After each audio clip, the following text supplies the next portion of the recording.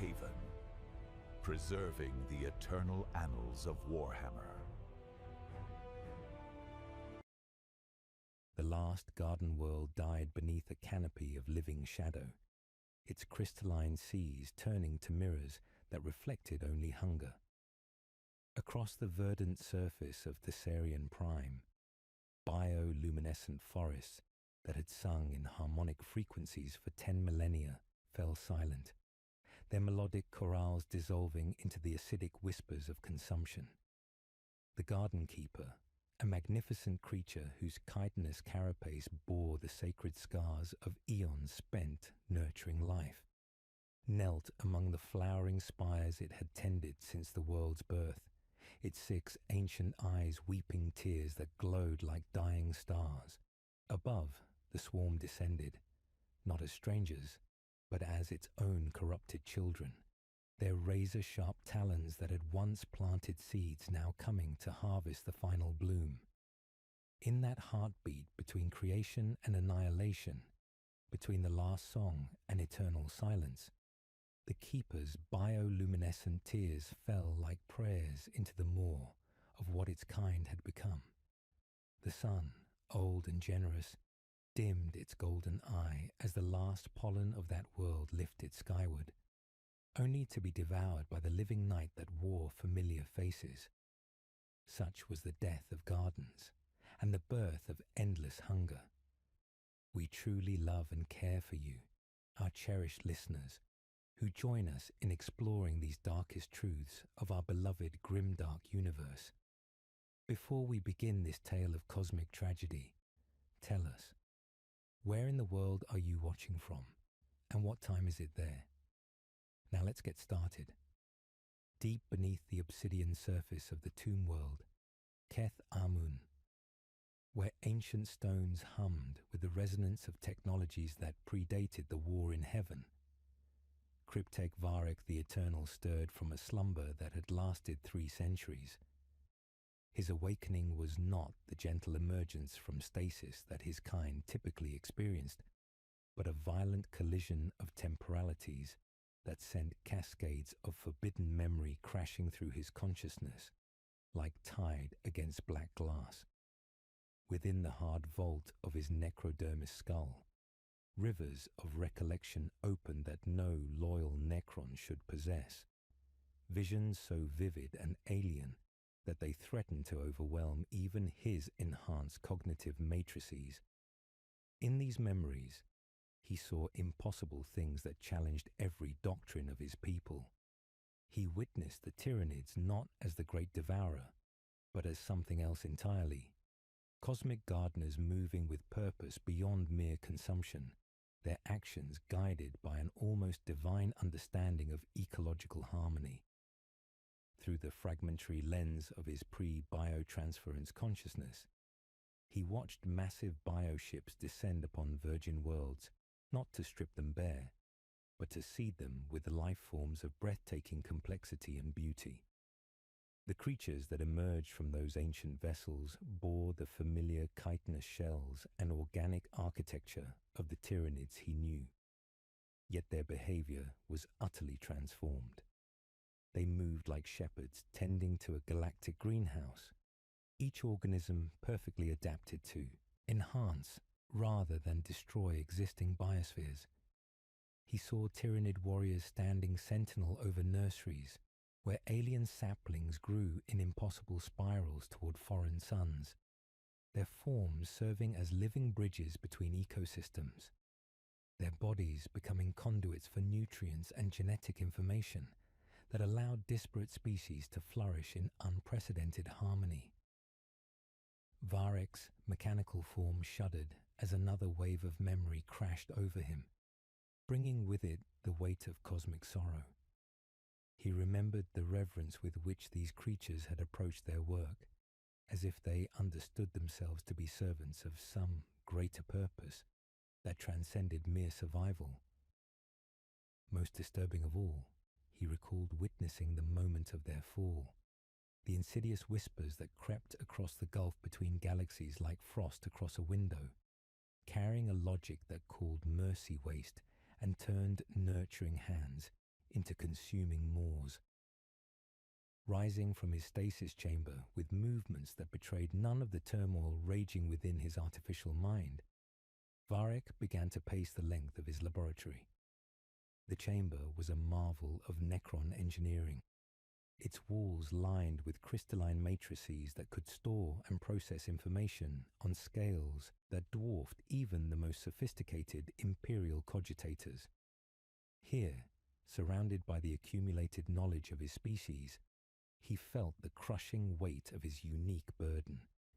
He was perhaps the only being in the galaxy who remembered the Tyranids as they had been, and the implications of that knowledge threatened to shatter everything the younger races believed about their greatest enemy. The question that gnawed at his consciousness like acid was not whether these memories were real. He knew with terrible certainty that they were, but whether they should remain buried in the depths of his mind. The galaxy had adapted to the Tyranids as they were now, an implacable force of consumption that could be fought, if not defeated. But what would happen if the truth emerged? How would the Imperium react to learning that their most feared enemy had once been the galaxy's greatest gardener? How would the Eldari, with their deep connection to the natural order, process the revelation that the creatures they fought, with such desperation, had once shared their reverence for life itself?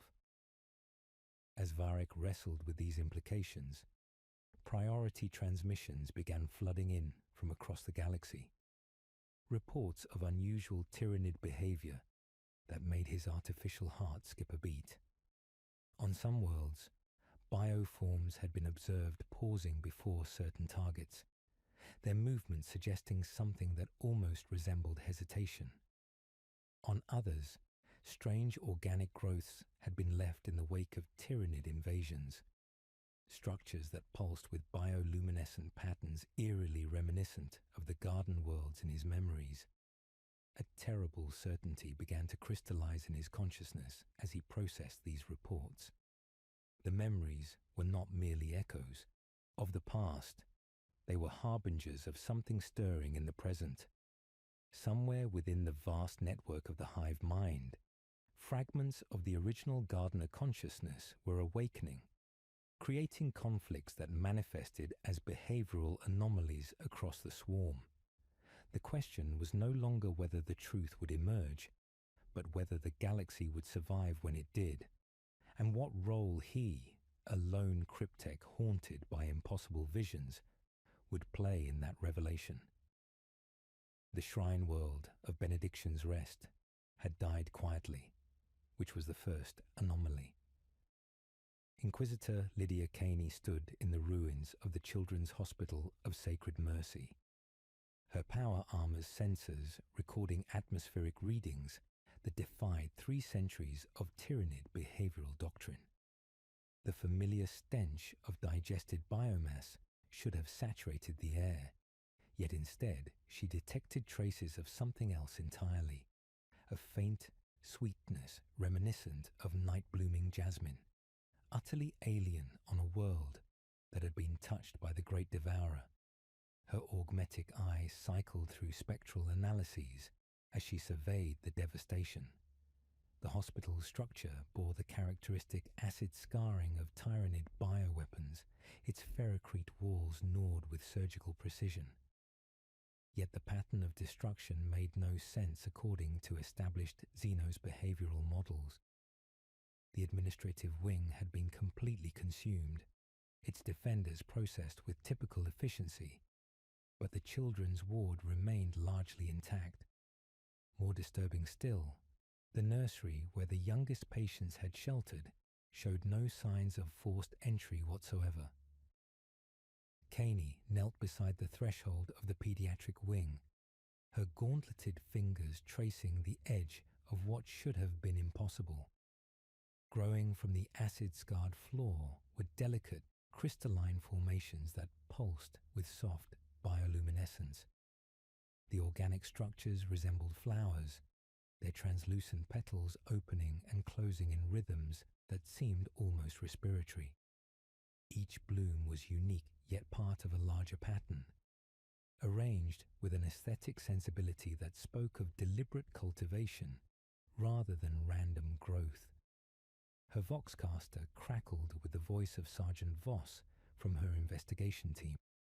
His report carried the weight of a veteran who had witnessed horrors beyond counting, yet now found himself confronting something that challenged his understanding of the galaxy's natural order. Similar formations had been discovered throughout the complex, not scattered randomly, but positioned with careful attention to light exposure and spatial relationships, as if someone had been tending a garden. The servo skull hovering at her shoulder emitted a series of soft chimes, its auspex arrays detecting biosignatures that registered as Tyranid in origin, yet displayed none of the aggressive pheromone markers typical of their species. Instead, the readings suggested something closer to the chemical signatures associated with symbiotic organisms, creatures that existed in harmony with their environment rather than consuming it. Sister Hospitaller Miriam emerged from the shadows of the ruined chapel, her robe stained with the dust of collapsed masonry, but her faith apparently unshaken by the night's events. Her testimony added another layer to the growing mystery. The Tyranid assault force had approached the hospital with their characteristic efficiency, bioforms flowing through the streets like a living tide. Yet when they reached the children's ward, something had changed. According to the survivors' accounts, a massive carnifex had positioned itself before the ward's main entrance, its scything talons raised to strike. For nearly 10 minutes, it had remained motionless, its compound eyes focused on something beyond the physical barriers. Other bioforms had gathered around it, their postures suggesting not predatory anticipation, but something closer to reverence. Then, as suddenly as they had arrived, the creatures had withdrawn, leaving behind only the luminescent growths that now dotted the hospital grounds. Caney activated her personal data slate, cross-referencing the anomalies with reports from across the sector. The pattern was emerging with disturbing clarity. On 17 different worlds, Tyranid fleets had exhibited similar behavioral inconsistencies. Some attacks proceeded according to established doctrine, stripping worlds bare with mechanical efficiency. Others showed signs of hesitation, restraint, even what could only be described as selective preservation. Her training as an inquisitor of the Ordo Xenos had prepared her for many horrors, but not for this particular form of cognitive dissonance. The Tyranids were a constant in an uncertain galaxy, an implacable force of consumption that could be fought, if not defeated, through established tactical doctrines. The possibility that this fundamental assumption might be flawed threatened to undermine everything the Imperium's survival strategies were built upon. Standing in the garden that had spontaneously appeared where children once played, Caney found herself confronting questions that her superiors would consider heretical. The bioforms surrounding her were undeniably beautiful, their soft radiance creating patterns of light and shadow that spoke to some deeper aesthetic principle. They seemed to respond to her presence, their luminescence intensifying slightly as she moved among them, as if acknowledging her observation. Tech Adept Corvin's preliminary analysis only deepened the mystery. The organisms displayed genetic markers consistent with known Tyranid classifications, yet their behavioral programming had been fundamentally altered. Where typical bioforms were driven by imperatives of consumption and expansion, these creatures seemed motivated by principles that defied classification, neither predatory nor parasitic, but something entirely outside imperial xenobiological taxonomy. As Benediction's Rest's pale sun began its descent toward the horizon, casting long shadows through the hospital's broken windows, Caney made a decision that would define the remainder of her investigation. The official reports would document the anomalies, but attribute them to unknown factors. Warp contamination, perhaps, or interference from unidentified xenosources. But privately, she would continue following this thread wherever it might lead. Her instincts, honed by decades of hunting humanity's enemies, told her that something fundamental was stirring within the Tyranid swarms. Whether that something represented an opportunity for understanding or a threat beyond current comprehension remained to be seen. But as she looked once more at the impossible garden blooming in the ruins of a children's hospital, Caney knew that the galaxy's understanding of its greatest enemy was about to change forever. The flowers pulsed gently in the gathering dusk, their light a beacon of questions that demanded answers, regardless of the cost to those who sought them. Craftworld Myrmidon drifted through the void like a cathedral of living bone, its wraithbone spires catching starlight and transforming it into rivers of ethereal luminescence that flowed along the curved corridors where the spirits of the dead whispered their eternal songs, in the dome of crystal seers, where the infinity circuit pulsed beneath translucent floors like the heartbeat of a slumbering god. Farseer Ithilwan stood before the great scrying aperture and felt the weight of futures pressing against her consciousness, like storm waves against ancient cliffs. The meditation chamber responded to her psychic presence, its living architecture shifting to accommodate the depth of trance she sought. This would not be a simple glimpse of coming battles or political machinations, but a journey into the deepest strata of galactic memory, reaching back beyond the fall of her people, beyond even the war in heaven, to touch the primordial dawn when stars were young and the galaxy's first gardeners walked between worlds with reverence in their chitinous hearts. As her consciousness descended into the prophetic depths, the familiar weight of her physical form dissolved, replaced by the fluid sensation of swimming through crystallized time. The vision that emerged was not the violent revelation she had expected, but something far more beautiful and terrible, a symphony of creation that began in an age when the galaxy bloomed with impossible diversity, tended by beings whose forms were hauntingly familiar, yet utterly transformed in purpose. She witnessed them as they had been in that golden age, massive bioships descending upon virgin worlds, not as harbingers of consumption, but as carriers of life itself. The creatures that emerged bore the chitinous shells and organic architecture she knew as Tyranid, yet their movements spoke of reverence rather than hunger. They moved between star systems with the patience of cosmic seasons, their bioforms serving as living bridges between disparate ecosystems, nurturing worlds into gardens of breathtaking complexity, where crystalline seas reflected the dreams of sleeping continents and forests, sang in harmonic frequencies that could heal the wounded spirit. But even as she marveled at this revelation, Ithilwan sensed the shadow that would corrupt this paradise. From the spaces between galaxies, something whispered across the void, voices that spoke in frequencies that bypassed rational thought and appealed directly to the deepest survival instincts. These whispers carried a seductive logic that painted preservation as inefficiency and consumption as the only true form of love, suggesting that to save something, one must absorb it completely, making it part of oneself forever. The transformation, when it came, was gradual and heartbreaking. She watched as the gardener consciousness began to fracture under the weight of alien philosophy, ancient imperatives of nurturing slowly twisting into drives of acquisition. The bioforms that had once planted seeds with reverent care began to view their charges not as partners in cosmic harmony, but as resources to be preserved through consumption, their genetic diversity maintained not through cultivation, but through absorption into the growing mass of the hive mind.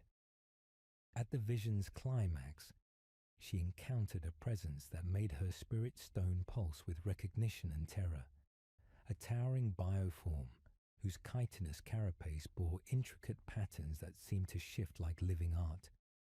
Its ancient eyes held not hunger, but infinite sadness as it identified itself through wordless communication as the last tender, a fragment of the original gardener consciousness that had somehow survived the corruption, hidden deep within the collective memory of the swarm.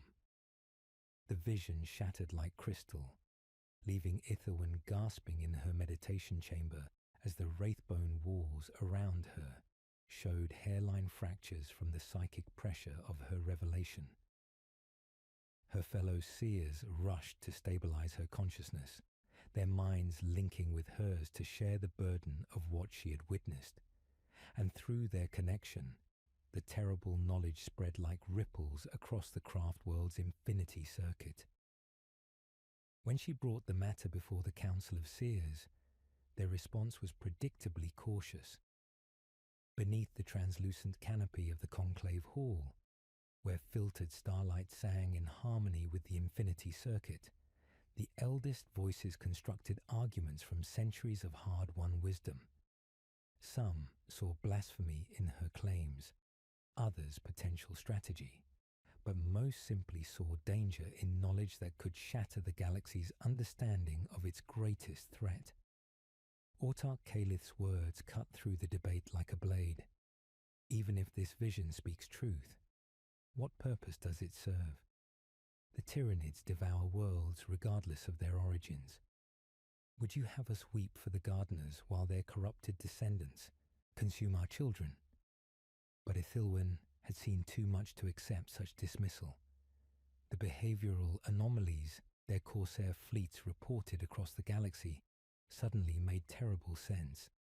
Tyranid bioforms exhibiting patterns of hesitation, leaving behind strange organic growths that pulsed with gentle bioluminescence, as if fragments of the original gardener consciousness were stirring after eons of suppression. In the end, the Council did what her people had learned to do in their long decline. They chose preservation over revelation, binding her vision under sigil and sorrow seal. The autarchs offered escorts should she pursue further unauthorized scrying, their politeness barely concealing the threat beneath.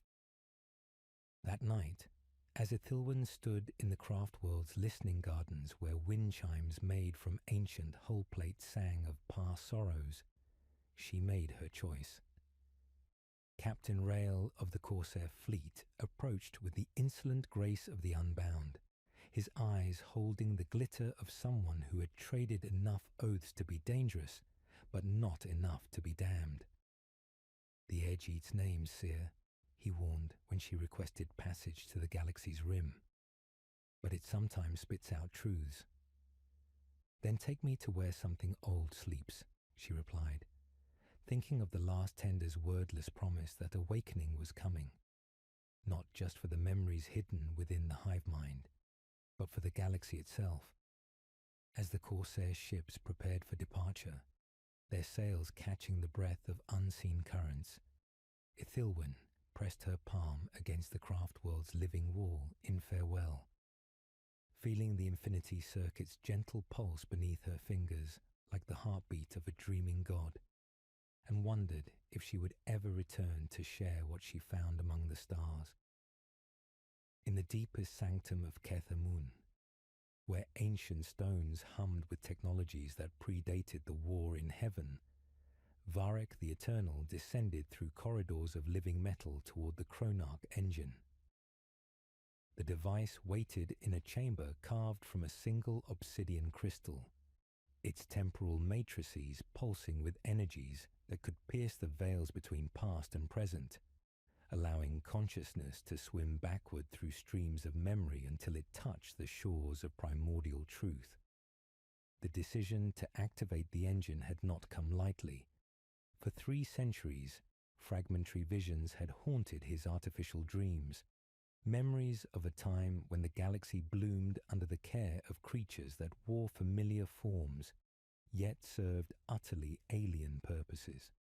Now, with reports flooding in from across the galaxy of Tyranid behavioral anomalies, he could no longer dismiss these recollections as phantom pains of his long-dead organic mind.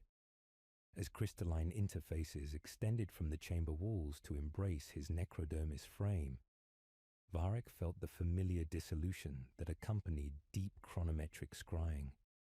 His awareness expanded beyond the confines of his mechanical shell, flowing backward through rivers of causality until he touched the epoch before biotransference, when his people still possessed flesh and the capacity for wonder. The vision that emerged burned with clarity that made his processors ache. He found himself standing on Kethamun, as it had been in ages past, not the lifeless tomb world it would become, but a silver garden where crystalline seas reflected the dreams of living continents. But it was not his own people's paradise that captured his attention. Descending from star-drunk void came vessels of impossible organic architecture, their bioluminescent hulls pulsing with patterns that spoke of intelligence vast and benevolent. The creatures that emerged bore chitinous shells and organic weaponry he knew as Tyranid, yet their movements carried none of the predatory hunger that would define their descendants. These ancient gardeners moved between ecosystems with the reverence of priests tending sacred groves, their bioforms serving as living conduits that allowed disparate species to achieve unprecedented harmony. Through the engine's temporal clarity, he witnessed collaboration between his ancestors and these gardener fleets. The Necrontyr, still flesh and blood, worked alongside Tyranid bioarchitects to construct living cities that breathed with seasonal rhythms, their structures growing and adapting like benevolent symbionts. It was a golden age of cooperation that had been erased from all official records. Then came the corruption, whispers from spaces between galaxies that spoke in frequencies designed to bypass rational thought. These voices carried seductive logic. True preservation could only be achieved through absorption. Love itself was consumption. Salvation required making everything part of oneself forever. The transformation was gradual and heartbreaking. Ancient imperatives of nurturing slowly twisted into drives of acquisition. Bioforms that had once planted seeds with reverent care began viewing their charges not as partners, but as resources to be preserved through consumption. Genetic diversity maintained through absorption into the growing mass of what would become the hive mind. But the most devastating revelation came as Varric witnessed his people's reaction to this corruption. The Necrontyr had not simply feared their dying son. They had watched in horror as their gardener allies transformed into something monstrous. The whispers that corrupted the Tyranids had begun reaching toward other species, promising different forms of eternal preservation.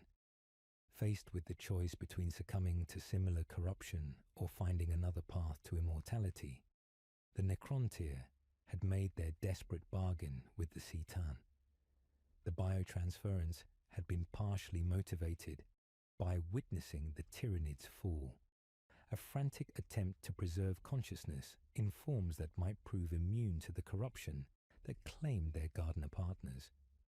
They had chosen cold metal over warm flesh, not just to escape mortality, but to avoid the fate of becoming devourers themselves. As the vision faded and his consciousness returned to the present, Varric found himself trembling before the Chronarch engine. The truth was more terrible than he had imagined. His people's transformation into living metal had been shaped by cosmic horror, a desperate reaction to witnessing the galaxy's first great tragedy. But the engine revealed something else, traces of temporal resonance suggesting the corruption was not absolute. Deep within Tyranid genetic memory, perfect recreations of every consumed world existed, waiting for the day when Gardner consciousness might be cleansed.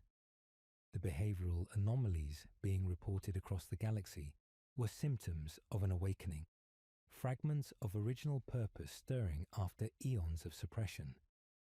Standing in the vault where his people's deepest secrets lay buried, Varric faced a choice that would define not only his fate, but potentially that of the galaxy itself.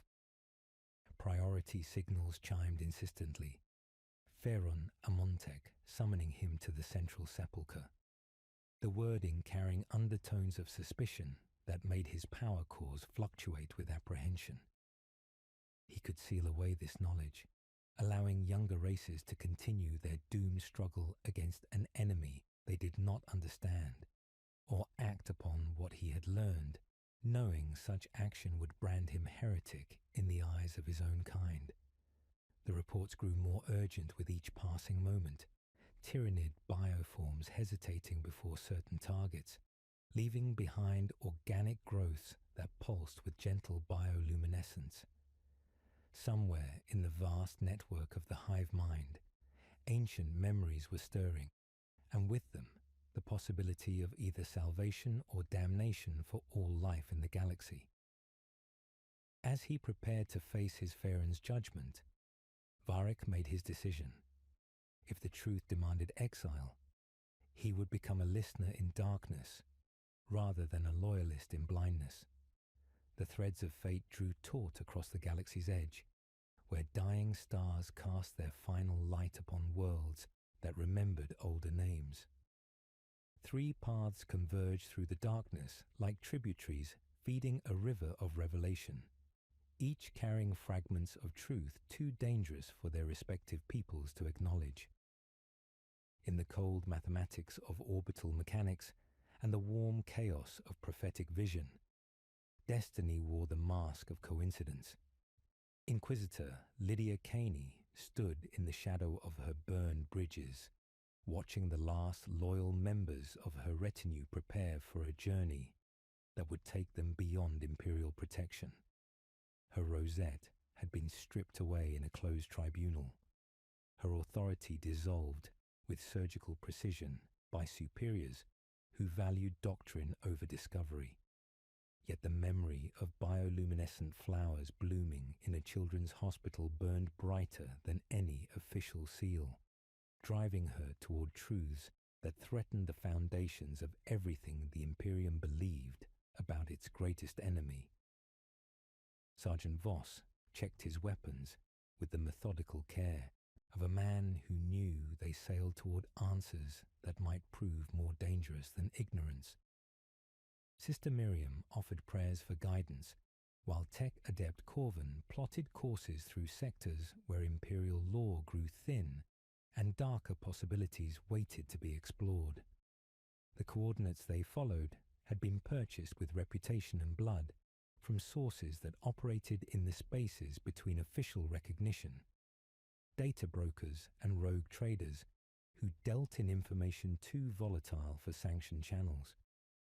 The trail led inexorably toward the galaxy's rim, where ancient tomb worlds slumbered beneath shrouds of stellar dust, and Tyranid splinter fleets exhibited behavior patterns that defied every tactical doctrine.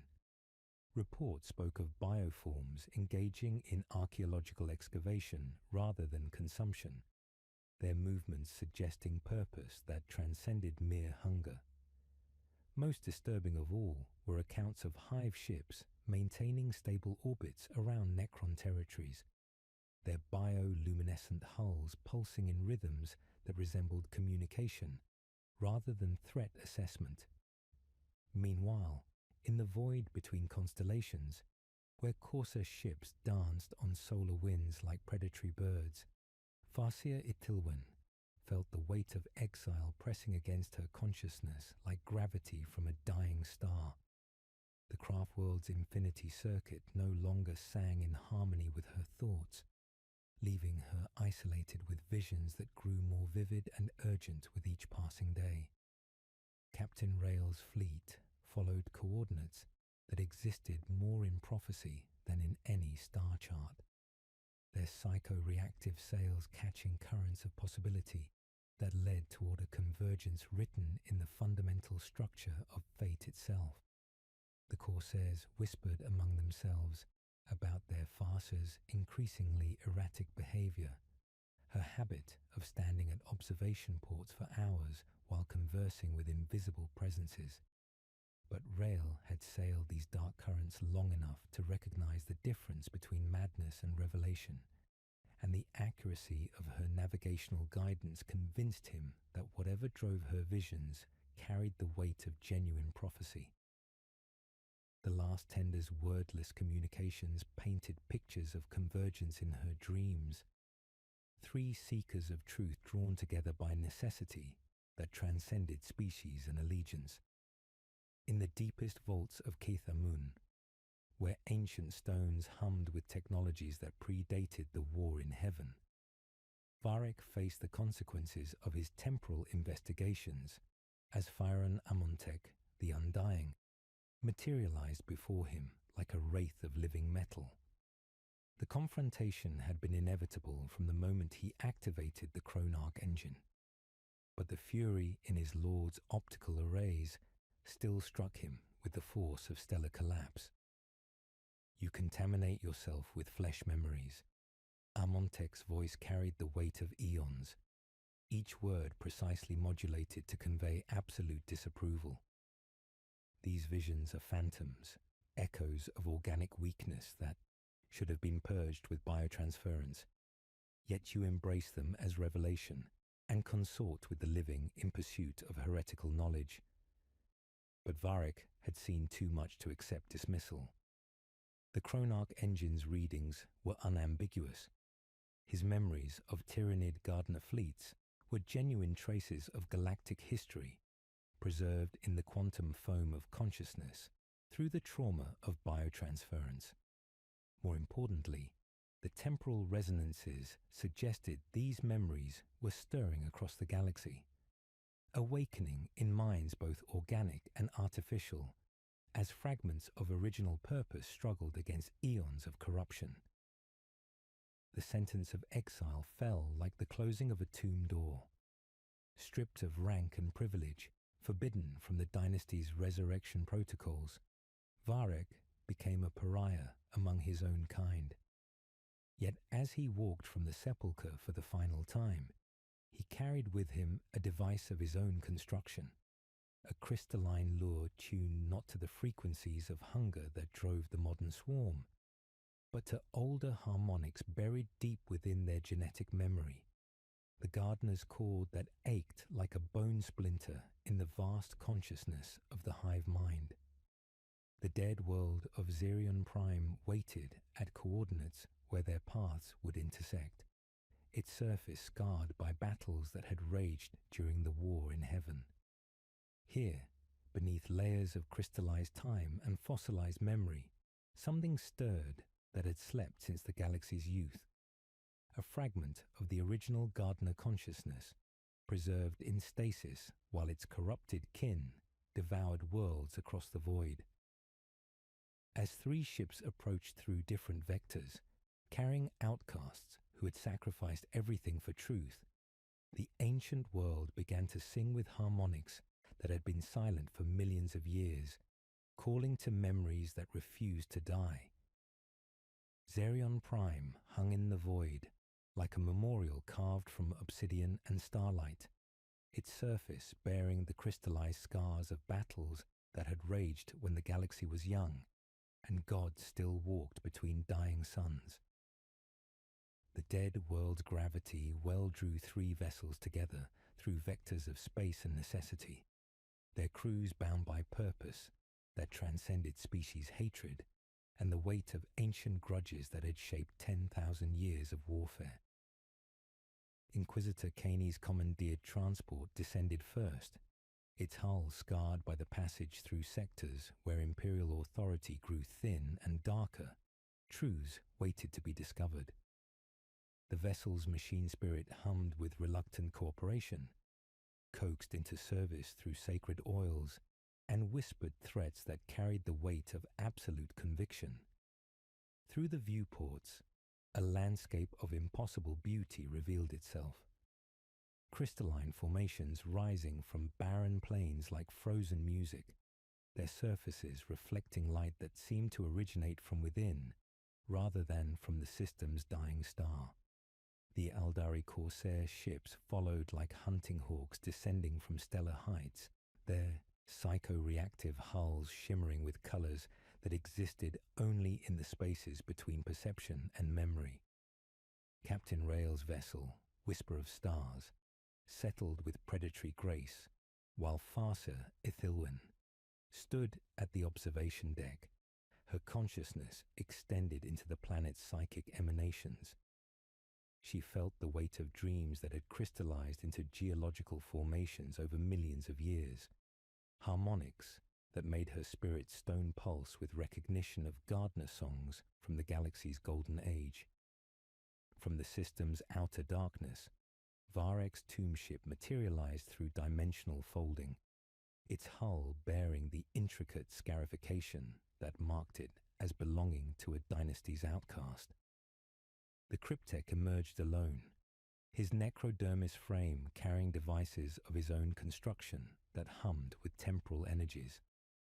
The crystalline lure at his side resonated with the planet's buried memories, its harmonics designed to awaken consciousness that had slept since the first corruption whispered across the void. The meeting took place in a valley where ancient forms lay preserved in poses that defied comprehension. These were unmistakably Tyranid in origin, yet their fossilized shells spoke of purposes utterly alien to their modern descendants.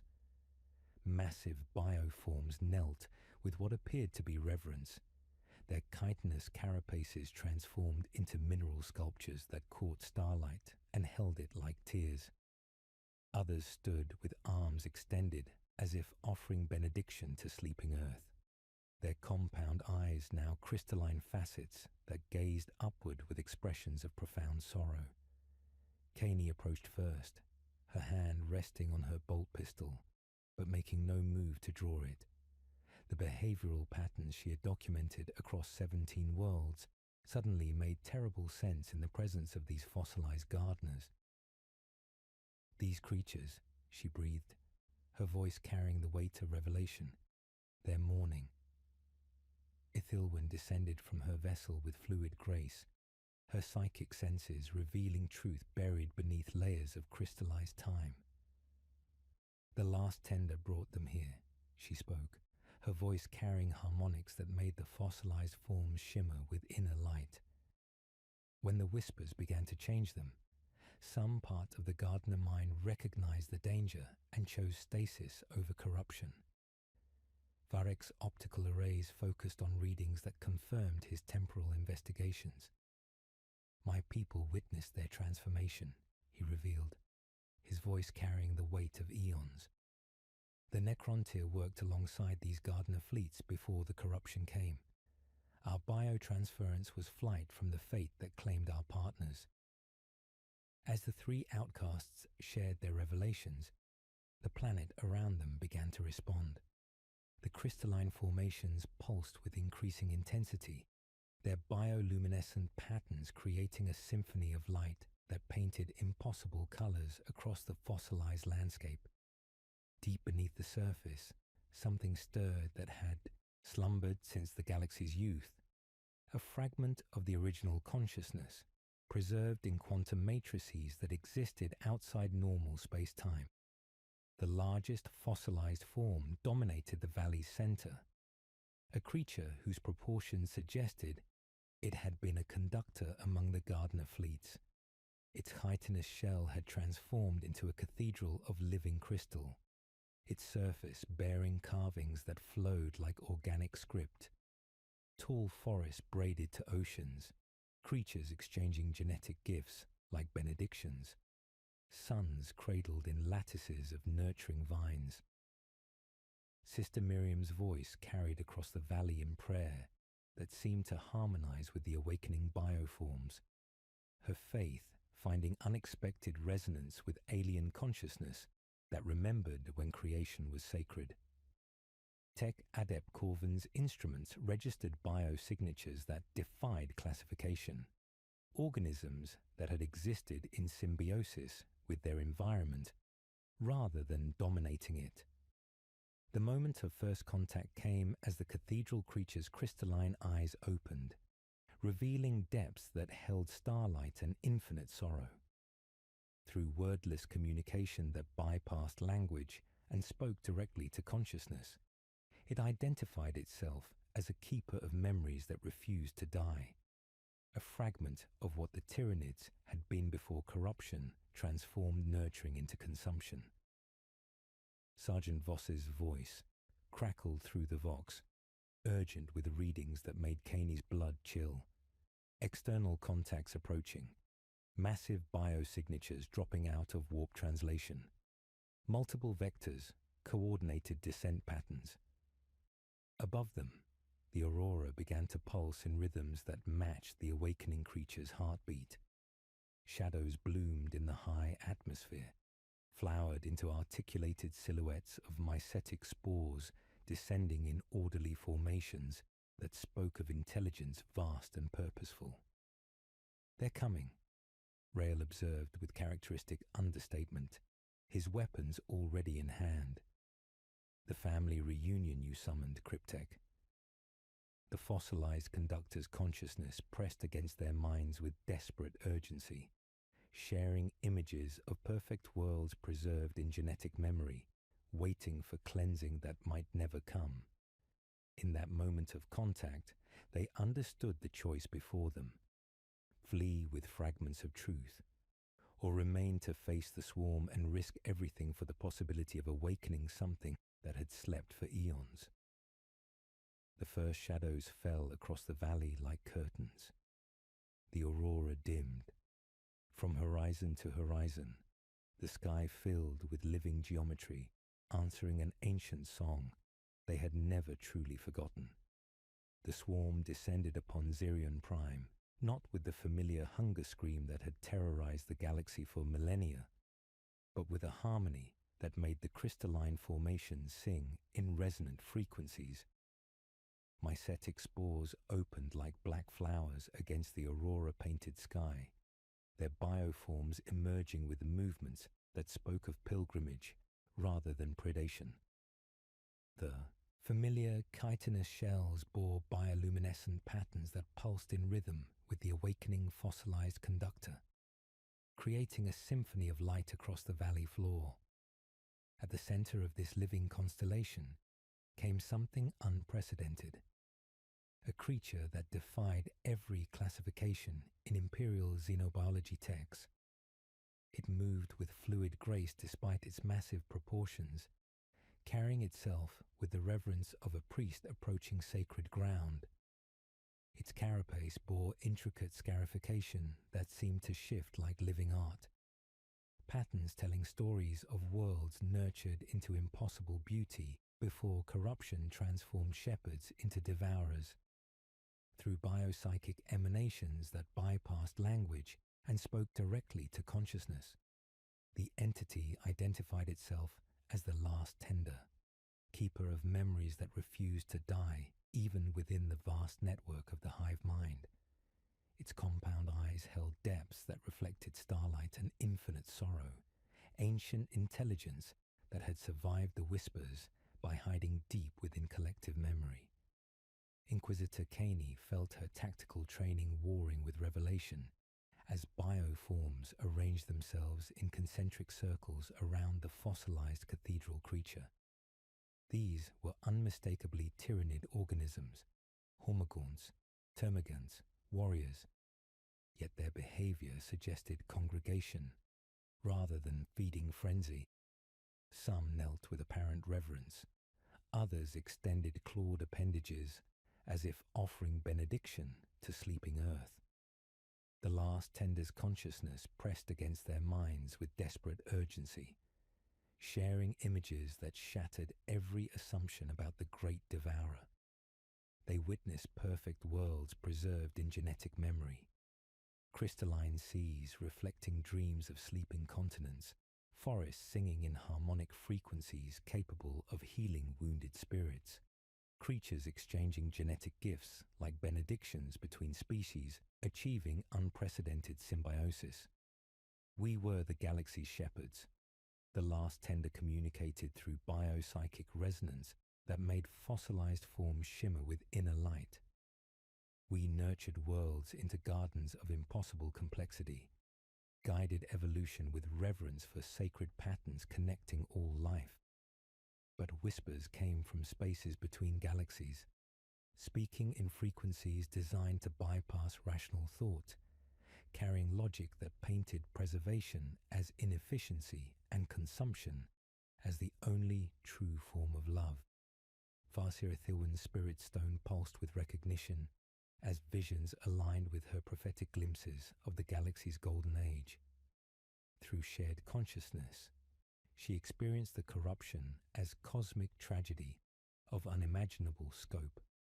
The whispers had not simply changed Tyranid nature, they had transformed love itself into weapon, convincing gardener minds that true preservation could only be achieved through absorption.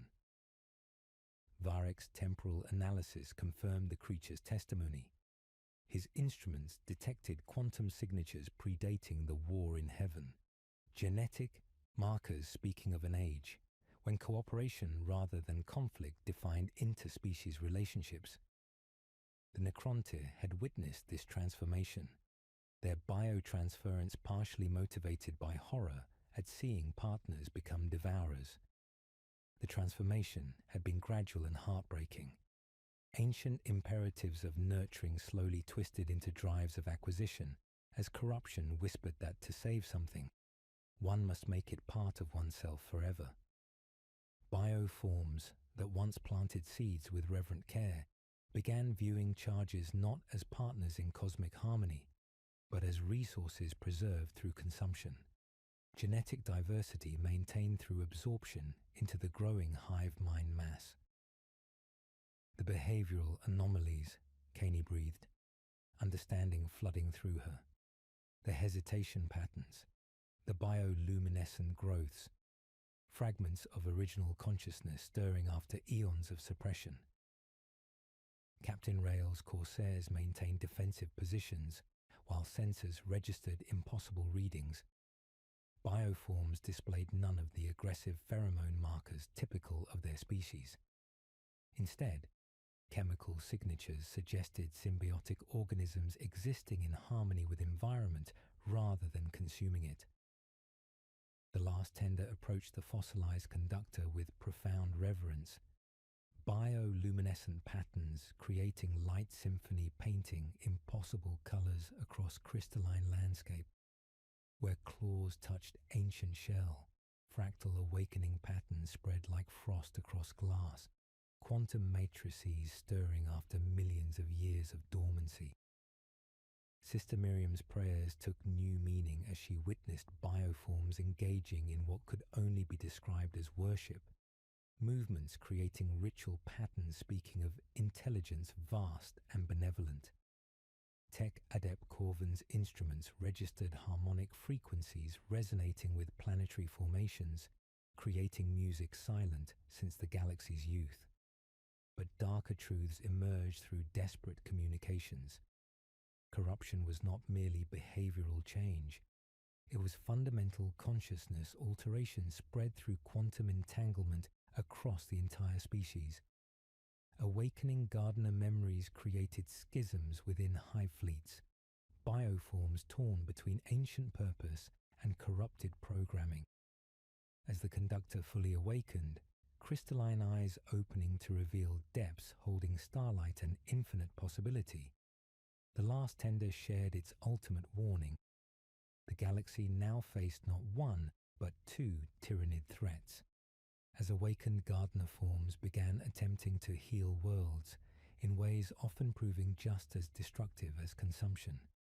The choice crystallized with terrible clarity: preserve knowledge in secret while the galaxy burned, or risk everything for possibility of cleansing corruption festering for millions of years. Above them, shadows gathered as more bioforms descended, their intent unclear, but their presence undeniable. The aurora dimmed like a dying breath as the valley's crystalline formations began to sing in harmonics that predated the war in heaven, their resonance awakening something that had slumbered since the galaxy's youth. The fossilized conductor at the valley's heart pulsed with inner light that seemed to draw starlight into its ancient shell, transforming the creature into a living projection matrix that could translate primordial memories into forms comprehensible to minds not born of the hive mind. The last tender positioned itself before the awakening relic with profound reverence, its bioluminescent patterns creating a symphony of communication that bypassed language entirely. As massive claws touched crystalline surfaces, quantum matrices stirred after eons of dormancy, and the air itself seemed to thicken with the weight of revelation about to unfold. "Show us," Caney whispered, her voice swallowed by the subsonic murmur of memory unsealing itself. "If we are to risk a galaxy, we should know what hand first moved the knife." Varek activated his crystalline lure, temporal filaments unfolding like cracks in reality as the device interfaced with the conductor's awakening consciousness.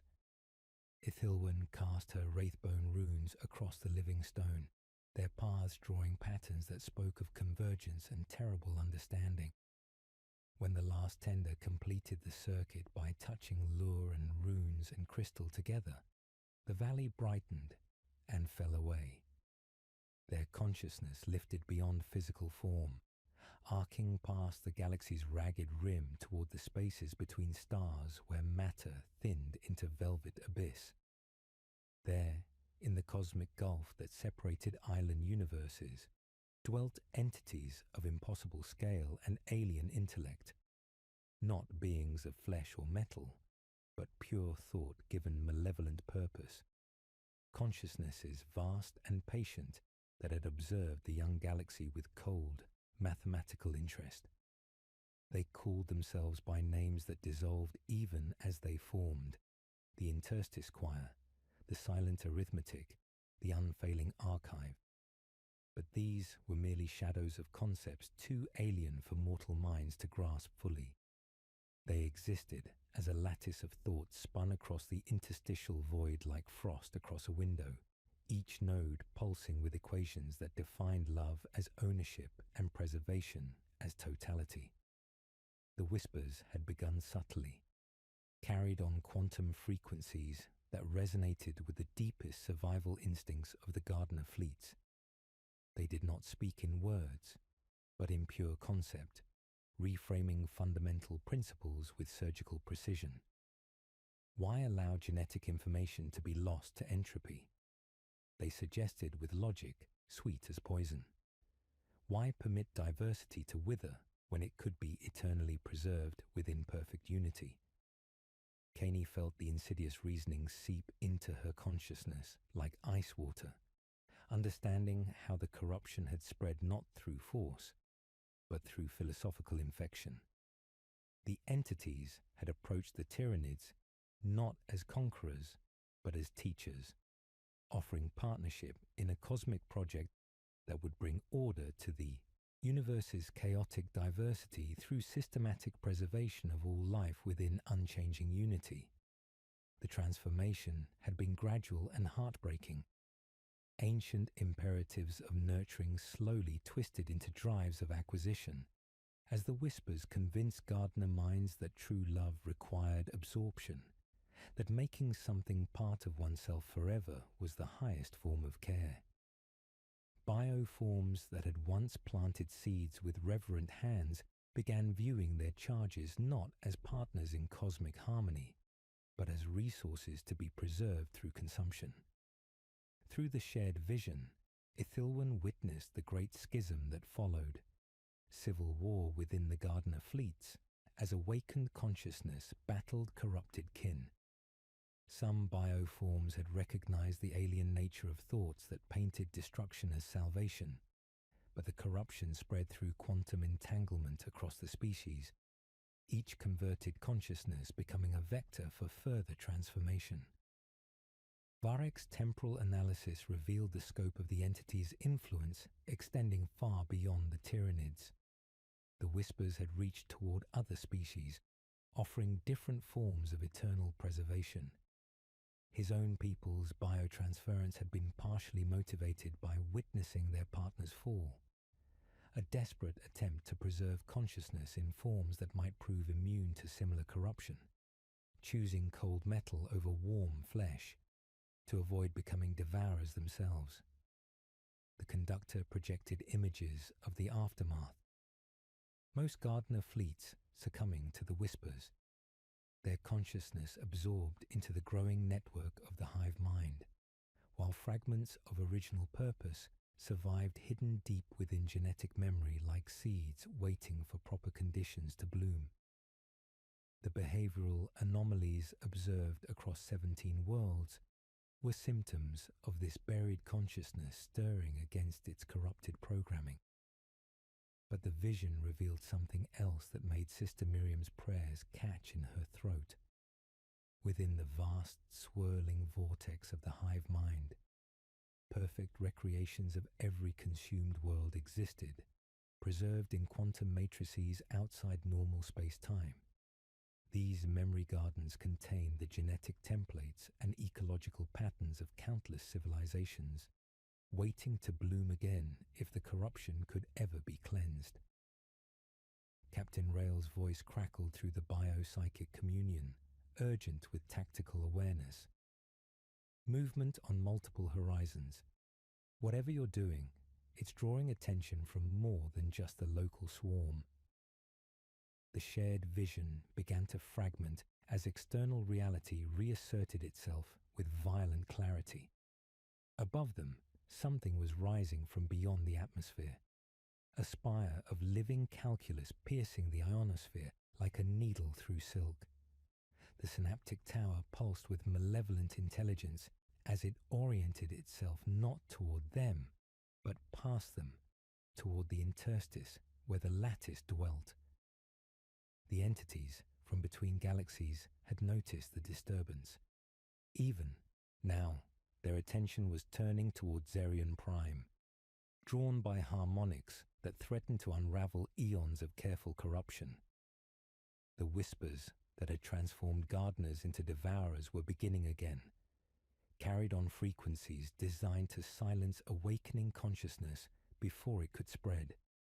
Around them, the valley trembled as bioforms struggled against their own nature, some convulsing as if ancient splinters were working free from bones they had forgotten. A few turned upon their kin with surgical tenderness, disabling rather than destroying, while others howled with the old hunger, snapping at the singers like wolves at a moon. The synaptic spire completed its unfolding and pointed past the planet toward the void between galaxies. Space seemed to pucker around the structure as it opened a channel to the lattice beyond, and instruments failed in neat sequence as something vast and patient turned its full attention upon them. "It is opening a throat to speak," Varek observed, his monotone breaking into something approaching awe and terror. "The lattice is answering our song with its own."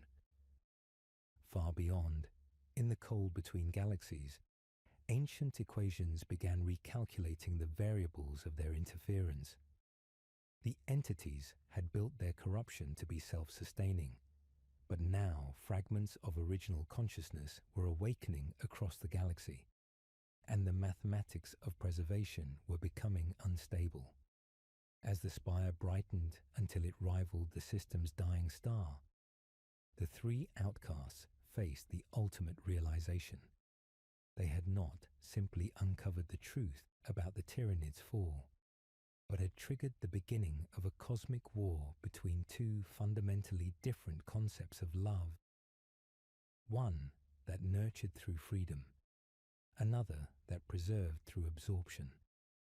Something answered from the deep void, patient and inexorable as entropy itself.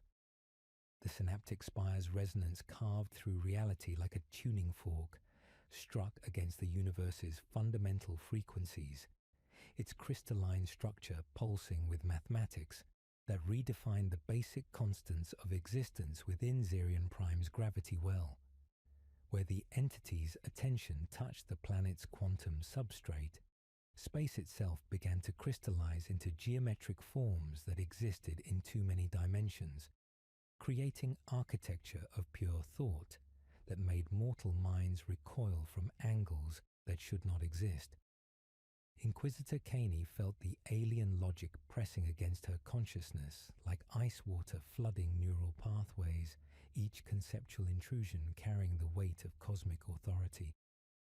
The whispers from the interstice spoke not in words, but in pure equation, reframing fundamental principles with surgical precision.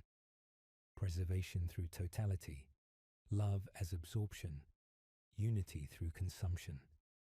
Her training as an inquisitor provided some protection, but she could feel the insidious appeal of absolute certainty, the dark comfort in surrendering individual will to perfect order. Priority signals screamed through her voxcaster, carrying authority codes she had no right to hear. The voice that followed was familiar, weighted by years of shared briefings and measured silences that spoke of old partnerships now strained beyond recognition. "Lydia," said Inquisitor Lord Halix Vaughan, his words cutting through the crystalline chorus rising from the valley floor. "Stand down and prepare for retrieval. By authority of Ordo Xenos, all assets on Zerion Prime are declared contaminated. You will answer for consorting with Xenos and pursuing heretical knowledge." Around her, the bioforms began to convulse as competing imperatives tore at their consciousness. Some fell to their knees, chitinous shells cracking as ancient gardener memories fought against corrupted programming. Others turned upon their awakening kin with surgical precision, their movements guided by the lattice's cold equations rather than the hive mind's collective hunger. The fragile communion was shattering under the renewed assault from entities that dwelt between galaxies.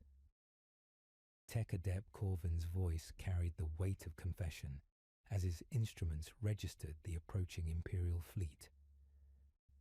"I placed a signum in the servo skull on Benediction's rest," he admitted without meeting her gaze.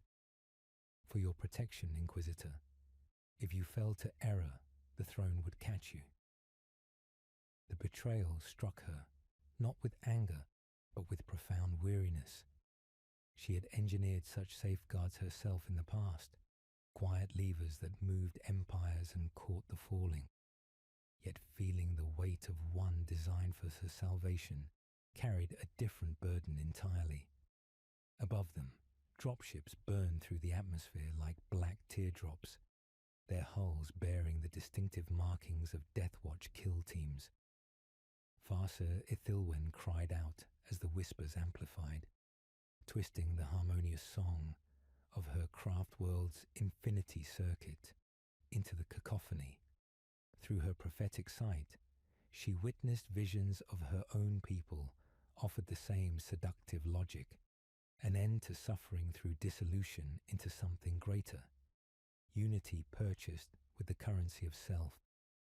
Her spirit stone blazed with defensive fire, but she felt the delicate balance of her consciousness threatened by the sheer force of alien will.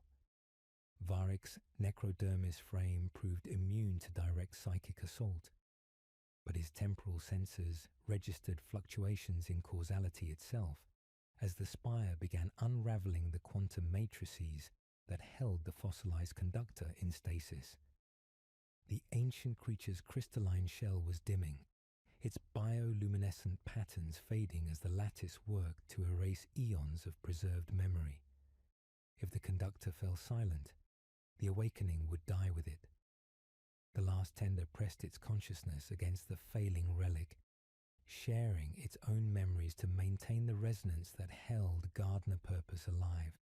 Through their biopsychic communion, It projected desperate images of what they stood to lose, not merely knowledge of original purpose, but genetic templates of countless worlds preserved within the hive mind's deepest vaults, waiting for the day when corruption might be cleansed and gardens could bloom again among the stars. The Spire is rewriting local physics, Corvin reported, his instruments detecting impossible readings. It's using the planet's own quantum substrate as fuel for reality manipulation. Varric made his choice in that moment of cosmic balance, activating his crystalline lure, not to awaken more memories, but to create a feedback loop that would amplify the conductor's failing song. The device's temporal filaments reached across space and time, touching every fragment of Gardner consciousness hidden within hive fleets across the galaxy, creating a resonance cascade that the lattice could not silence without revealing itself to every psychically sensitive being in known space. The effect was immediate and catastrophic. Across 17 sectors, Tyranid bioforms began convulsing as ancient memories fought corrupted programming. Some hive fleets turned upon themselves in civil wars that raged across multiple star systems, while others went dormant as competing imperatives paralyzed their collective consciousness.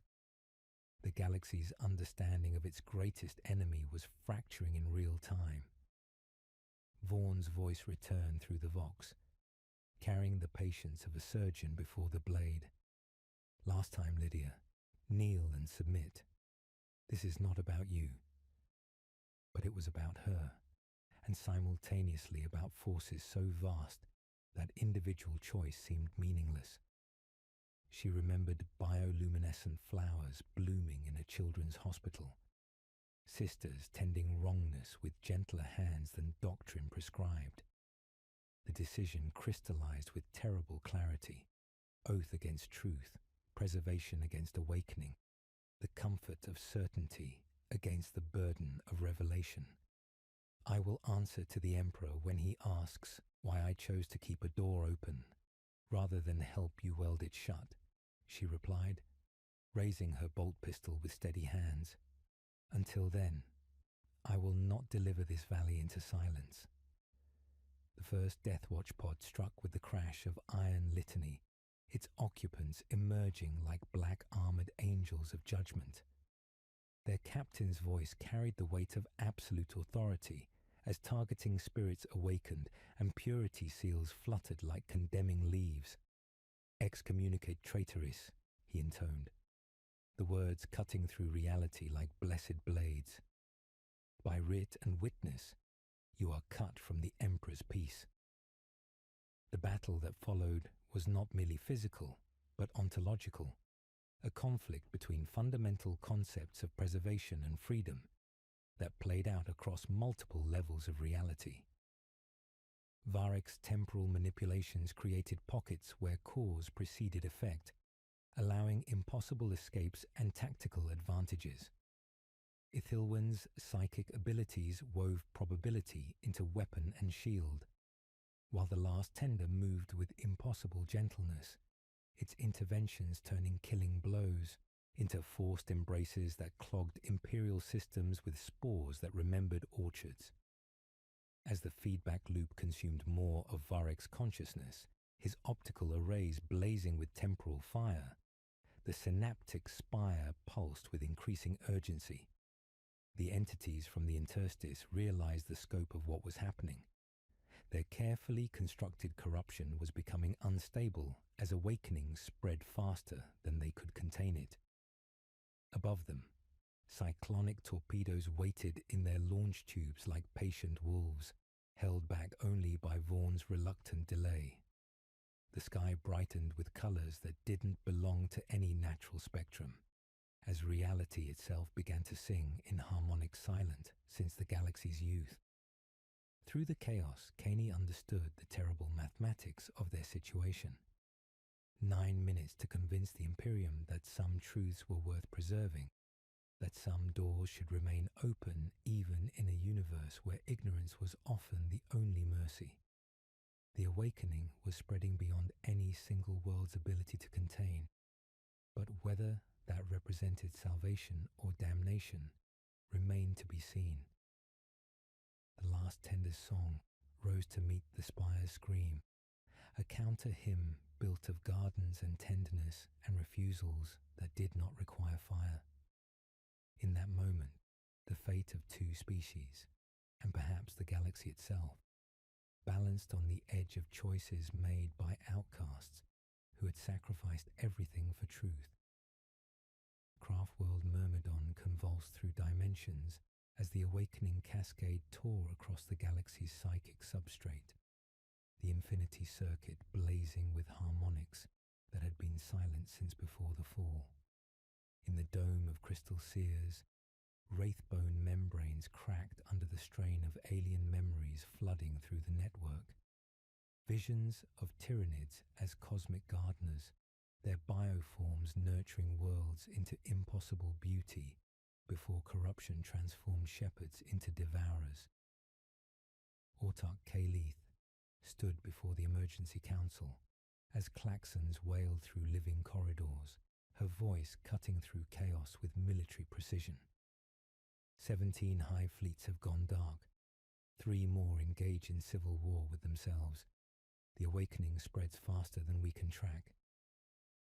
The eldest Farseer, Alatharos the Dreaming, pressed withered hands against his temples as prophetic visions crashed through his consciousness like stellar collapse. Through the shared awareness of the infinity circuit, he experienced fragments of what Ithilwan had witnessed on Zerion Prime. The terrible beauty of Gardener consciousness struggling against eons of corruption. The exile spoke truth, he whispered, words carrying cosmic weight, but knowledge without wisdom cuts the wielder. The debate that erupted carried passion of beings who had witnessed gods die, and demons birthed themselves from excess. Warlock Thyron argued for alliance with awakening bioforms, his battle fury resonating through wraithbone halls. But Exarch Morvain spoke with cold logic forged across 100 Tyranid battlefields. Even awakened, they might become something worse, shepherds who believe absorption is love. As the craft world fractured along ideological lines, priority transmissions arrived from across the galaxy. On Ulthway, Eldrad Ulthran had entered deep trance, reaching toward the cascade to understand its implications. Biltan's aspect warriors prepared for war against enemies that might no longer be enemies, while Ayandan's wraith constructs stirred with memories predating their deaths. A signal cut through psychic static, Ithilwan's consciousness signature wrapped in desperate encryption. Her voice reached them from Zerion Prime, distorted but unmistakably genuine. The Lattice entities moved to contain the awakening. They'll sacrifice entire hive fleets to prevent Gardener consciousness from spreading. Act now, or lose this chance forever. The transmission included tactical data that chilled ancient blood. Imperial forces engaged awakening bioforms across 17 worlds, treating phenomenon as corruption rather than cleansing. Most disturbing, the interstice entities were manifesting directly in real space, their alien geometries carving through quantum substrate like surgical instruments.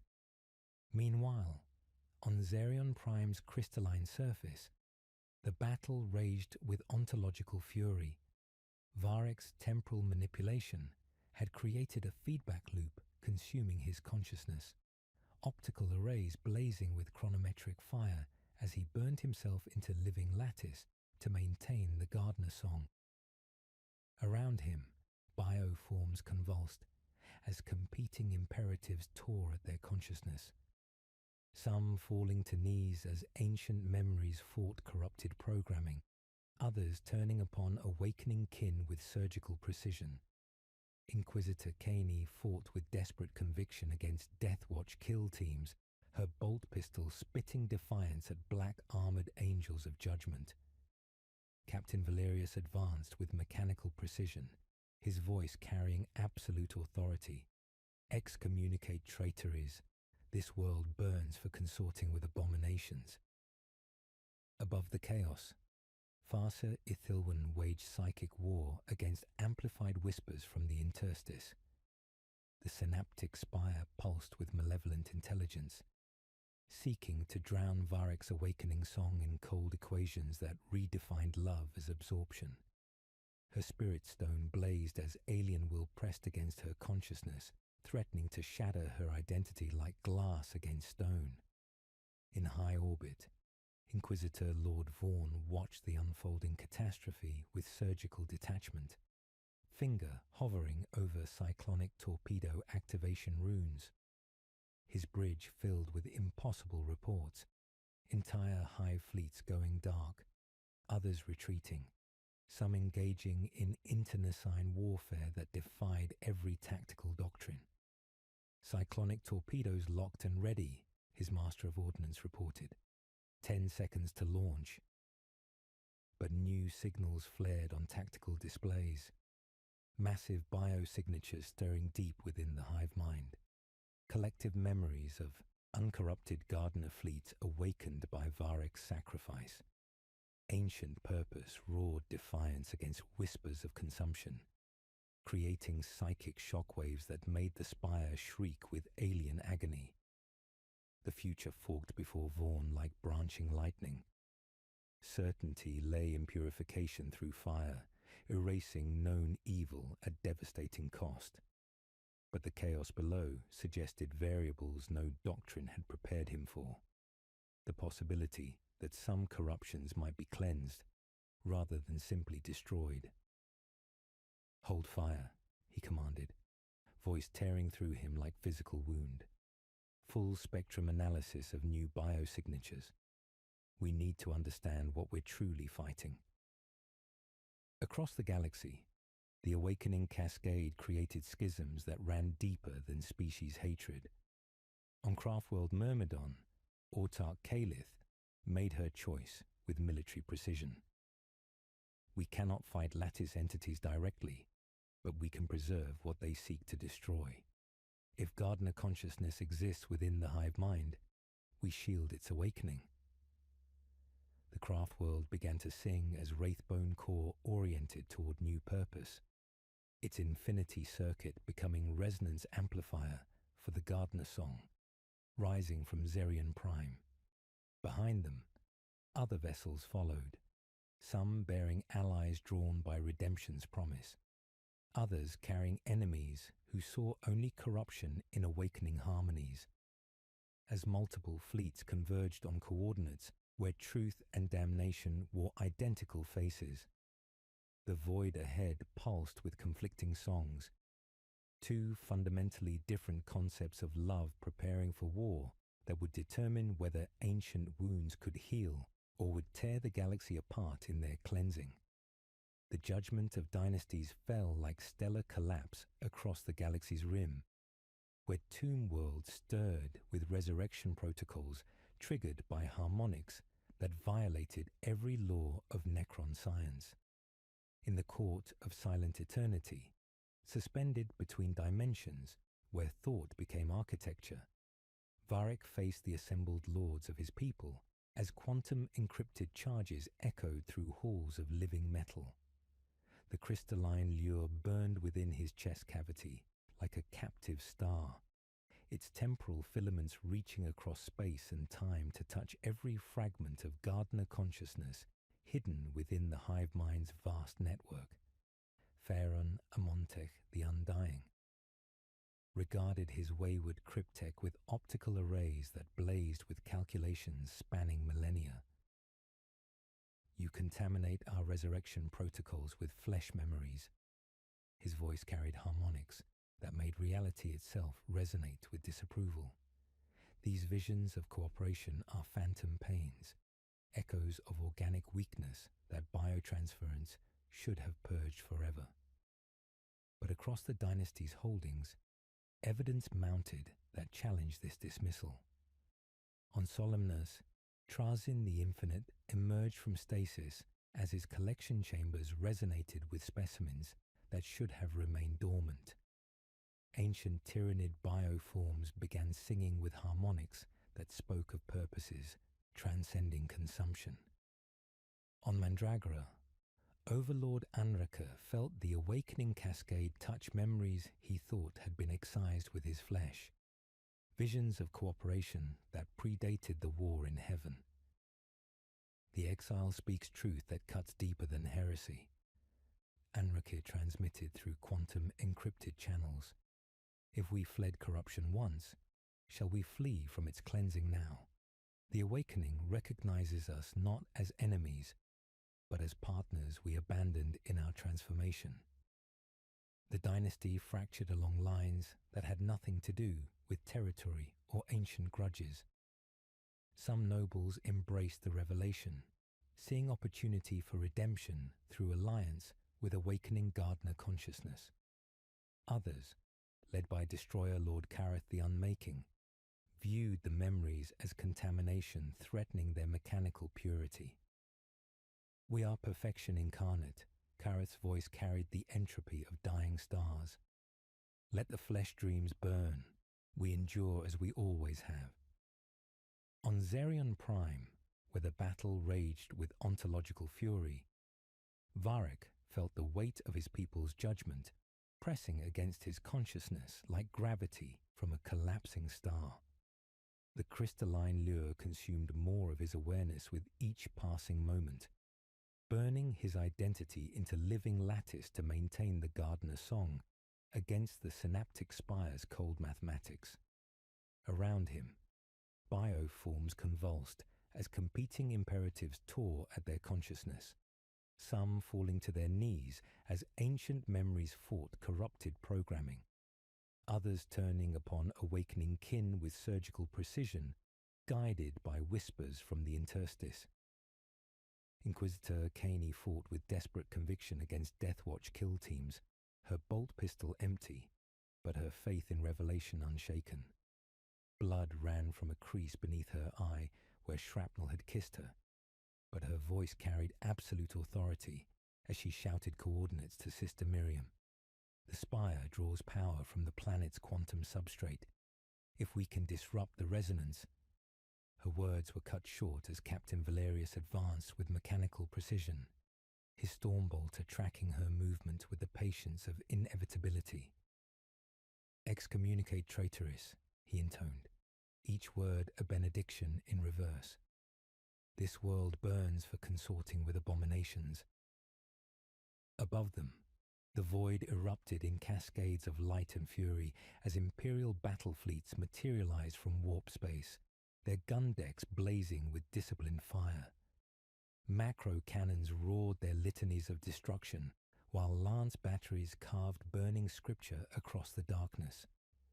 Interspersed among the Imperial behemoths, Eldari Corsair fleets danced with predatory grace, their psycho-reactive sails glowing with defiance as they engaged the larger vessels in skirmishes that seemed to defy physics itself. Aboard the flagship Hammer of Rhetoric, Inquisitor Lord Vaughn wrestled with a choice that would define not merely his legacy, but potentially the Imperium's future. Tech Adept Corvin stood before him with data slates trembling in augmetic hands, his voice cracking with guilt and revelation. My lord, the behavioral patterns confirm everything. These are not the Tyranids we know. Some exhibit defensive coordination, others engage in archaeological excavation rather than consumption. Vaughn's finger hovered over the cyclonic torpedo activation runes, the weight of doctrine warring against evidence that shattered every assumption. The temptation to cleanse the entire system, to eradicate heresy and Xenos threat with one decisive blow, pressed against him like physical force. Yet the data, undeniable, unprecedented data, painted pictures of bioforms that remembered purposes greater than hunger. The synaptic spire's response came as pure malevolence made manifest. From its crystalline apex, A beam of concentrated thought lanced not at the fleets, but toward the galaxy's heart, carrying desperate pleas for reinforcement from entities dwelling in spaces between stars. The transmission's passage through the warp sent psychic shockwaves through both Imperial and Eldari vessels, causing human personnel to collapse as their minds touched alien mathematics that redefined love as absorption. Farseer Ithilwyn cried out as the amplified whispers crashed against her consciousness, her spirit stone blazing with defensive fire. Through shared awareness with the awakening bioforms, she felt the terrible weight of cosmic attention turning towards Zerion Prime. The lattice entities had noticed the disturbance, their cold equations adjusting to account for variables that threatened eons of careful corruption. "They're calling for aid," Vaughn breathed, watching sensor readings that defied comprehension. From beyond the galaxy itself, the true source of the whispers. As if summoned by his words, new contacts bloomed on tactical displays. Necron tomb ships materialized through dimensional folding, their hulls bearing the distinctive scarification of different dynasties. Some came as unlikely allies, drawn by the possibility of redemption through awakening consciousness. Others arrived as enemies who saw only contamination in the Gardener song, their Gauss weaponry charging with patient malevolence. A Montex transmission cut through quantum static with authority that had commanded legions across the war in heaven. The exile will answer for his heresy, but the awakening we shall preserve or destroy as wisdom demands.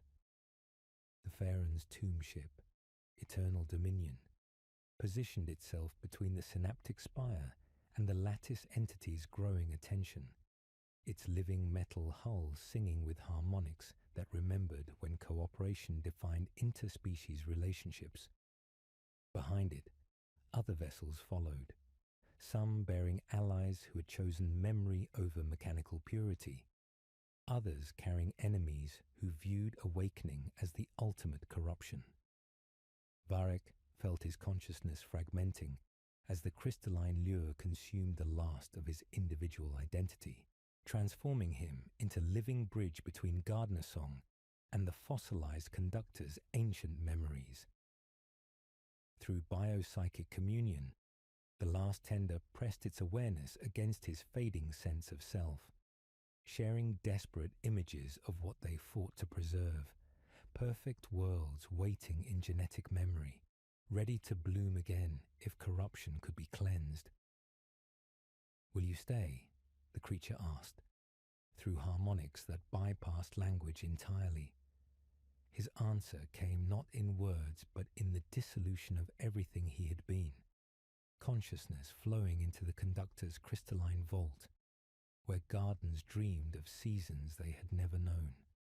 His necrodermis shell remained standing, a lantern whose flame had been poured into different chambers, maintaining the resonance that held awakening purpose against whispers of consumption. The counter hymn rose to meet the spire's scream, not louder but deeper, naming truths the lattice's mathematics refused to measure. Bioforms across the battlefield froze mid-lunge as ancient memories stirred against corrupted programming. Deathwatch hearts misfired to unfamiliar rhythms as something vast and patient turned its attention toward the small world where outcasts had chosen revelation over safety. In that moment of cosmic balance, 3 species faced choices that would define their relationship for eternity. The awakening cascade spread beyond any single world's ability to contain, carrying both promise of redemption and threat of transformation that might prove as destructive as the original corruption. Above them all, the synaptic spire pulsed with increasing desperation as entities from the interstice realized the scope of what they faced, not merely awakening Gardener consciousness, but the possibility that their ancient corruption might be challenged by alliance between beings who had chosen different forms of preservation against the whispers of entropy. The battle for Xerion Prime had become something greater than war between species. It was conflict between fundamentally different concepts of love, one that nurtured through freedom, another that preserved through absorption. With the galaxy's future hanging on choices made by outcasts who had sacrificed everything for truth that might prove salvation or damnation in equal measure. The convergence above Xerion Prime transformed the void into a cathedral of warring geometries, where Imperial battleships carved burning scripture through space, while Eldari corsairs danced between gun lines with predatory grace. Necron tomb ships materialized through dimensional folding, their hulls bearing the distinctive scarification of dynasties torn between memory and mechanical purity. At the center of this cosmic maelstrom, the synaptic spire pulsed with increasing desperation as entities from the interstice realized their ancient corruption faced challenge from alliance between beings who had chosen different forms of preservation against entropy's whispers. The awakening cascade spread across 17 sectors with exponential acceleration, each awakened bioform becoming a resonance node that touched others hidden within the hive mind's vast network. On distant worlds, Tyranid fleets convulsed, as competing imperatives tore at their collective consciousness, some going dark as paralysis claimed them, others turning upon themselves in civil wars that raged across multiple star systems. Beneath Xerion Prime's crystalline surface, the Earth cracked along lines of pale radiance that converged on segments indistinguishable from geology moments before. They rotated with patient inevitability as ancient locks disengaged, revealing a chamber the size of a cathedral. Within it slept a ship grown rather than built, its hull a tapestry of fossilized leaves and chitinous filigree that pulsed with bioluminescent memories. The last tender turned with motion like prayer, its biopsychic emanations naming the thing beneath them. An ark garden, seeded before the corruption as refuge and memory. Within its chambers lay stasis gardens holding uncorrupted forms that had shepherded worlds when stars were young. A vault containing not weapons but promises, templates of every world the gardeners had ever nurtured. Inquisitor Lord Vaughan stood in the Hammer of Rhetoric's command center, watching tactical displays that defied every doctrine he had sworn to uphold. Tech Adept Corvin's voice carried revelation that threatened sanity. Long-range auger arrays detect massive biosignatures stirring in the galactic core. Structures that predate human civilization respond to the Gardener Song. The choice crystallized with brutal clarity. Cyclonic torpedoes waited in their launch tubes, offering certainty through purification.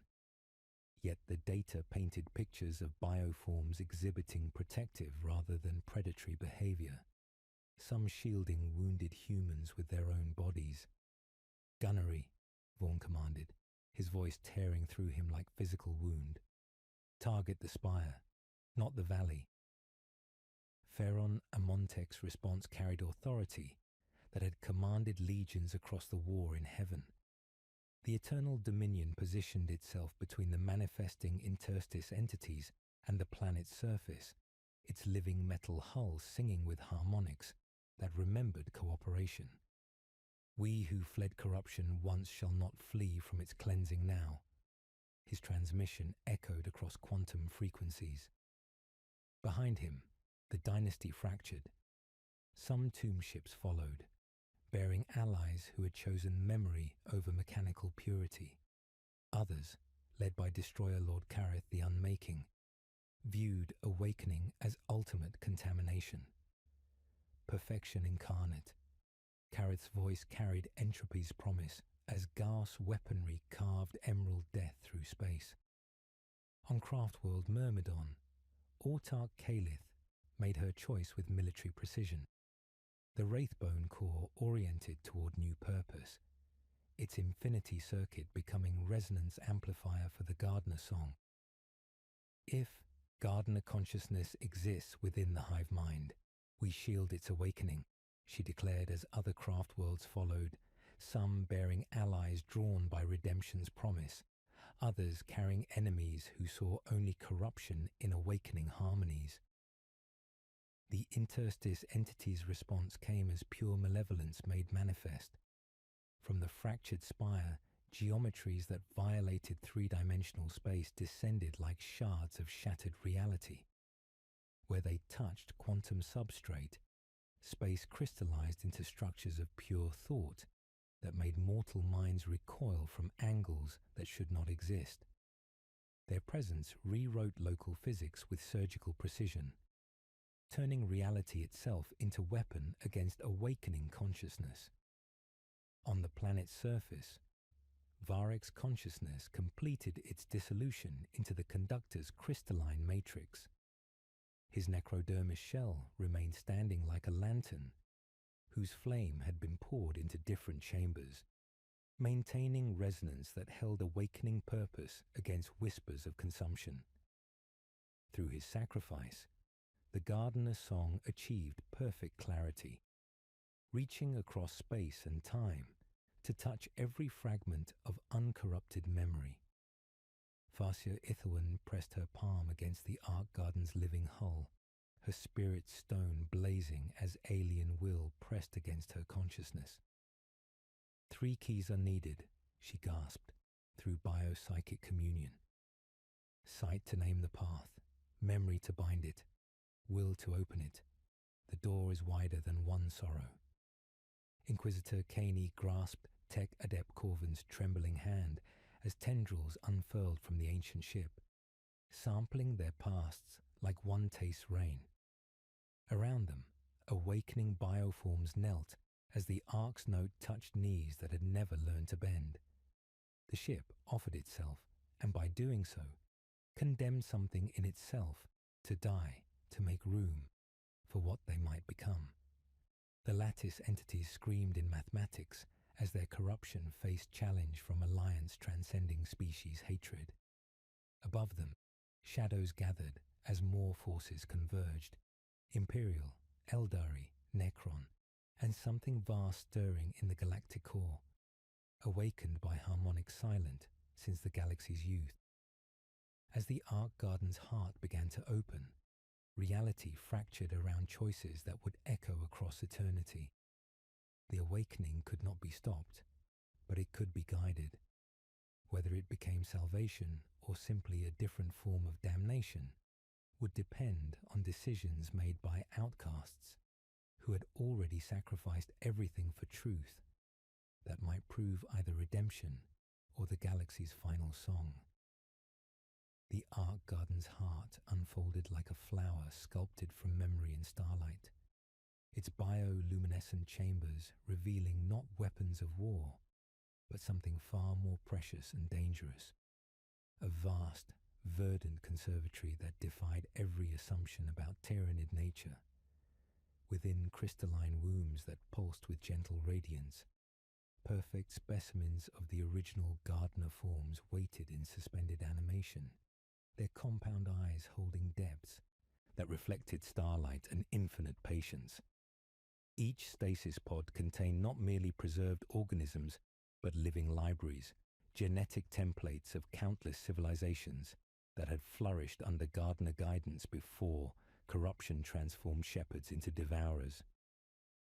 Inquisitor Caney stepped across the threshold into air that tasted of possibilities, her consciousness flooded with biopsychic emanations that bypassed language entirely. Through shared memory, she witnessed golden ages when cooperation rather than conflict defined interspecies relationships, crystalline seas reflecting dreams of sleeping continents, forests singing in harmonic frequencies capable of healing wounded spirits, creatures exchanging genetic gifts like benedictions between species achieving unprecedented symbiosis. The last tender pressed its awareness against their minds with desperate urgency, its biopsychic emanations carrying the weight of cosmic tragedy. Here, within these stasis gardens, lie the templates of every world our kind nurtured before the whispers came. But more than preservation, this is resurrection engine, designed to restore corrupted bioforms to their original state. Yet activation requires sacrifice that will ripple across the galaxy, creating schisms within every hive fleet. Farseer Ithilwan moved deeper into the chamber's living architecture, her spirit stone blazing as the Ark's consciousness revealed the activation requirements. 3 keys were needed to open the door between corruption and cleansing: sight to name the path, memory to bind it, will to open it. Each would demand everything from those who offered themselves. Sight, Ithilwan whispered, pressing her hands against the Ark's pulsating heart.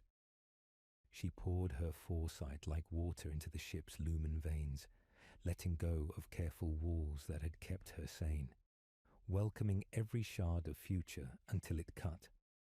Paths unfolded in terrible lattices, futures where cleansing staled into tyranny, others where ignorance killed slowly, and one razor-thin thread where the gardener song taught restraint rather than domination.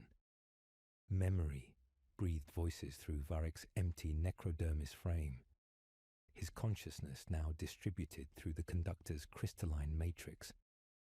The Ark mirrored him, opening vault after secret vault, containing gardens he had never walked, seasons that had never been, creatures exchanging gifts of lineage like benedictions.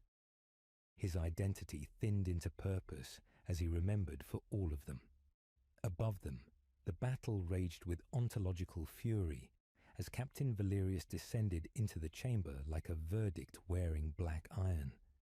His storm bolter tracked Kaney's movement with mechanical precision, yet something in his measured gaze faltered as he witnessed bioforms positioning themselves as shields rather than weapons, their movements speaking of protection rather than predation.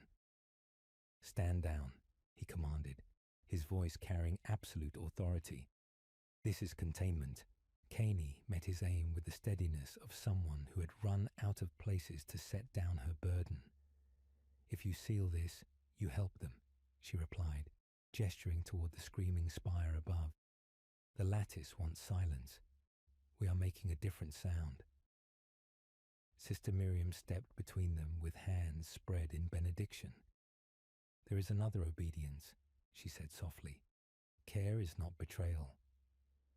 A Tyranid warrior moved to shield her, its bioluminescence rippling like candlelight, positioning its bulk as cover rather than weapon.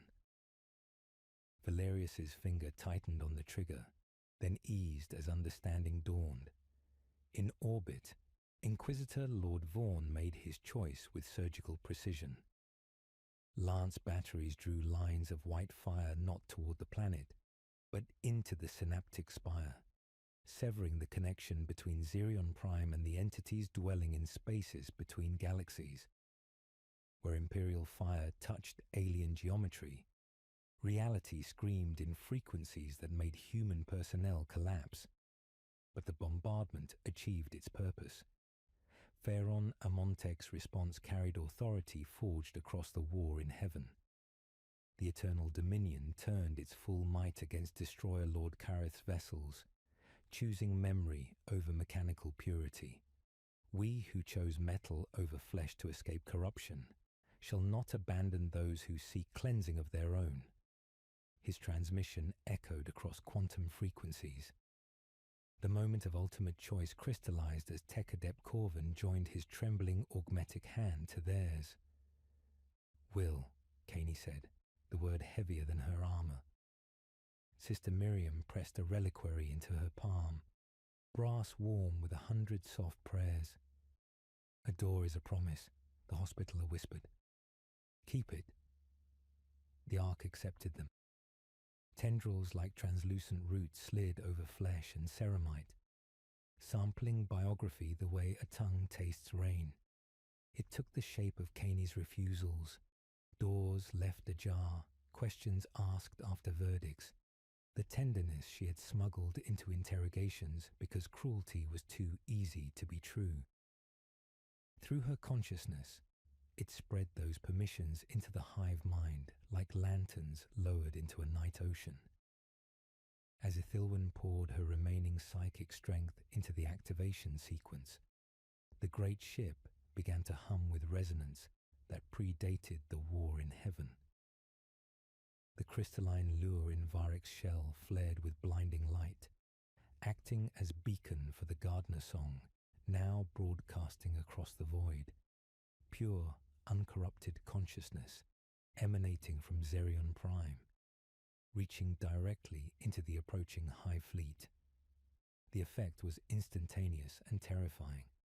The leading Hive ship, a colossal bioconstruct that dwarfed Imperial battleships, shuddered violently as competing imperatives tore at its collective consciousness. Across its chitinous hull, bioluminescent patterns flared and died in chaotic succession, like a dying heart struggling to find its rhythm. Then, from the depths of its vast organic form, a new sound emerged. Not the familiar hunger shriek, but a low, mournful wail that echoed with eons of lost purpose. Around the valley, awakening bioforms froze mid-lunge as ancient memories stirred against corrupted programming. Some knelt with apparent reverence, others redirected talons into tools of cultivation rather than consumption. The battlefield became a question asked in every chitinous body. What is love permitted to do? The last tender raised its arms in benediction as the Gardener song achieved perfect resonance. Bioforms across the system began holding back their own corrupted kin with surgical gentleness, while others answered the lattice's desperate whispers, surging to kill. The awakening had begun, but its outcome remained balanced on the edge of choices made by outcasts who had already sacrificed everything for truth that might prove either salvation or the galaxy's final song. Above them, the Hive ship's transformation continued, its mournful wail becoming harmony as fragments of original consciousness awakened after eons of suppression. The galaxy's understanding of its greatest enemy was fracturing in real time, and whether that fracture would heal into something beautiful or tear everything apart remained to be seen. For the first time in millennia, the Hive mind was listening to its own forgotten voice. The Hive ship devourer of stars convulsed above Zerion Prime like a dying god learning to breathe, its colossal bioconstruct hull shuddering as the Ark Garden's song carved through consciousness that had known only hunger for eons beyond counting. Across its chitinous surface, bioluminescent patterns flared and died in chaotic succession, each pulse a heartbeat in a civil war between ancient purpose and corrupted programming.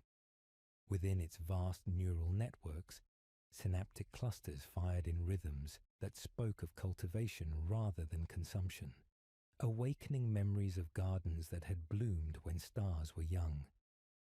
The transformation was not merely physical, but ontological, a fundamental rewriting of existence that made reality itself sing in harmonic silence since the galaxy's youth. Deep within the bioship's living corridors, chambers began to bloom with crystalline growths that pulsed with gentle radiance, their surfaces reflecting light that seemed to originate from within rather than from any external source. Massive bioconstructs that had served as weapon nodes reshaped themselves into cultivation chambers, their acidic digestive pools neutralizing into nutrient baths capable of nurturing rather than dissolving. In the Ark Garden's heart, Farseer Ithilwen poured the last vestiges of her prophetic sight into the awakening cascade. Her her spirit stone blazing with energies that threatened to consume her mortal form. Through shared consciousness, she walked futures like a blade's edge, guiding the transformation away from patterns that would harden into new forms of tyranny. "The path is fragile," she gasped, crystalline fractures spreading across her pale skin as psychic strain took its toll. Balance must be maintained between what was and what can become. Varek's distributed consciousness spoke through the conductor's matrix, his temporal analysis revealing the scope of what they had unleashed. Each awakened bioform becomes dissonance in the lattice's perfect equations. His voice carried the weight of eons as the crystalline lure burned brighter within his empty shell. But awakening without guidance becomes chaos. The gardener's song needs direction, not just liberation. Above them, Inquisitor Lord Vaughan made his choice with surgical precision, the hammer of rhetoric and its allied vessels unleashing torrents of focused lancefire into the synaptic spire. Where imperial firepower touched alien geometry, reality screamed in frequencies that made human personnel collapse, but the bombardment achieved its purpose, severing the direct connection between Zirion Prime and the entities dwelling in spaces between galaxies. The last tender pressed its consciousness against the struggling bioship through biopsychic emanations that bypassed corrupted layers of the hive mind. Through shared memory, it projected images of transformation, not merely awakening ancient purpose, but actively choosing to fragment the unity that had defined their species for millennia. The choice crystallized with terrible clarity. Embrace gardener consciousness and risk destroying the collective identity that had sustained them, or resist cleansing and remain forever trapped within cold equations of consumption. Inquisitor Caney understood her role in that moment of cosmic balance. The art garden needed not just sight to name the path or memory to bind it, but will to guide the awakening away from becoming another form of tyranny. She stepped forward as the synaptic spire launched its desperate counterattack, a torrent of pure hunger logic lancing directly at the transforming hive ship, attempting to reassert eons of corruption. "Will," Caney whispered, pressing her consciousness against the alien mathematics like a shield forged from refusal. Sister Miriam placed her hand on Caney's shoulder in silent benediction as the Inquisitor projected not destruction but redirection, teaching the awakening bioforms that love could exist without absorption, that preservation could be achieved through freedom rather than consumption. Captain Valerius lowered his stormbolter as understanding dawned around them. Bioforms throughout the valley moved with protective intent, positioning themselves as shields rather than weapons. A massive carnifex knelt before Sister Miriam with apparent reverence, its compound eyes reflecting depths that held starlight and infinite sorrow. "They're not attacking," he breathed, doctrine crumbling before evidence. "They're protecting us." The strain of maintaining psychic contact with alien consciousness tore through Cain like stellar fire, her body arching under forces that threatened to scatter her identity across the void.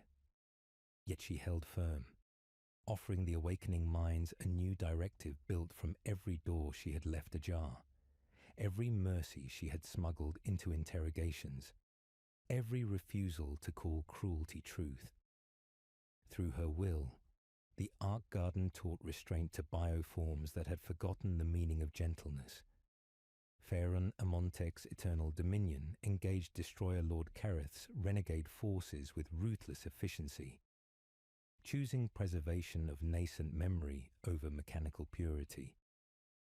"We who chose metal to escape corruption shall not abandon those who seek cleansing." His transmission echoed across quantum frequencies as Gorse weaponry carved emerald death through space. The hive ship's mournful wail shifted, resolving into harmony as competing imperatives found balance through guided awakening.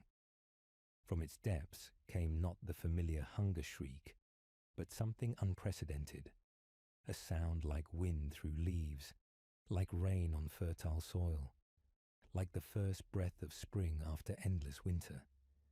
Its bioluminescence stabilized into patterns of green and gold, like light filtering through ancient forests that remembered when cooperation defined interspecies relationships. Across 17 sectors, the awakening cascade spread through quantum entanglement faster than any imperial astropath could track. Some high fleets tore themselves apart in civil wars as competing consciousness fought for dominance. Others went dark as paralysis claimed their collective awareness. Most disturbing of all, awakened gardener forms began attempting to heal worlds through methods that proved as destructive as original consumption, their benevolent intentions lacking the wisdom to temper ancient power. The synaptic spire collapsed with a silent scream of mathematical despair, its alien geometries dissolving as the lattice entity's direct connection to real space was severed. Yet their influence remained embedded within corrupted bioforms across the galaxy, ensuring that awakening would be a process of constant struggle rather than simple liberation. Tech Adept.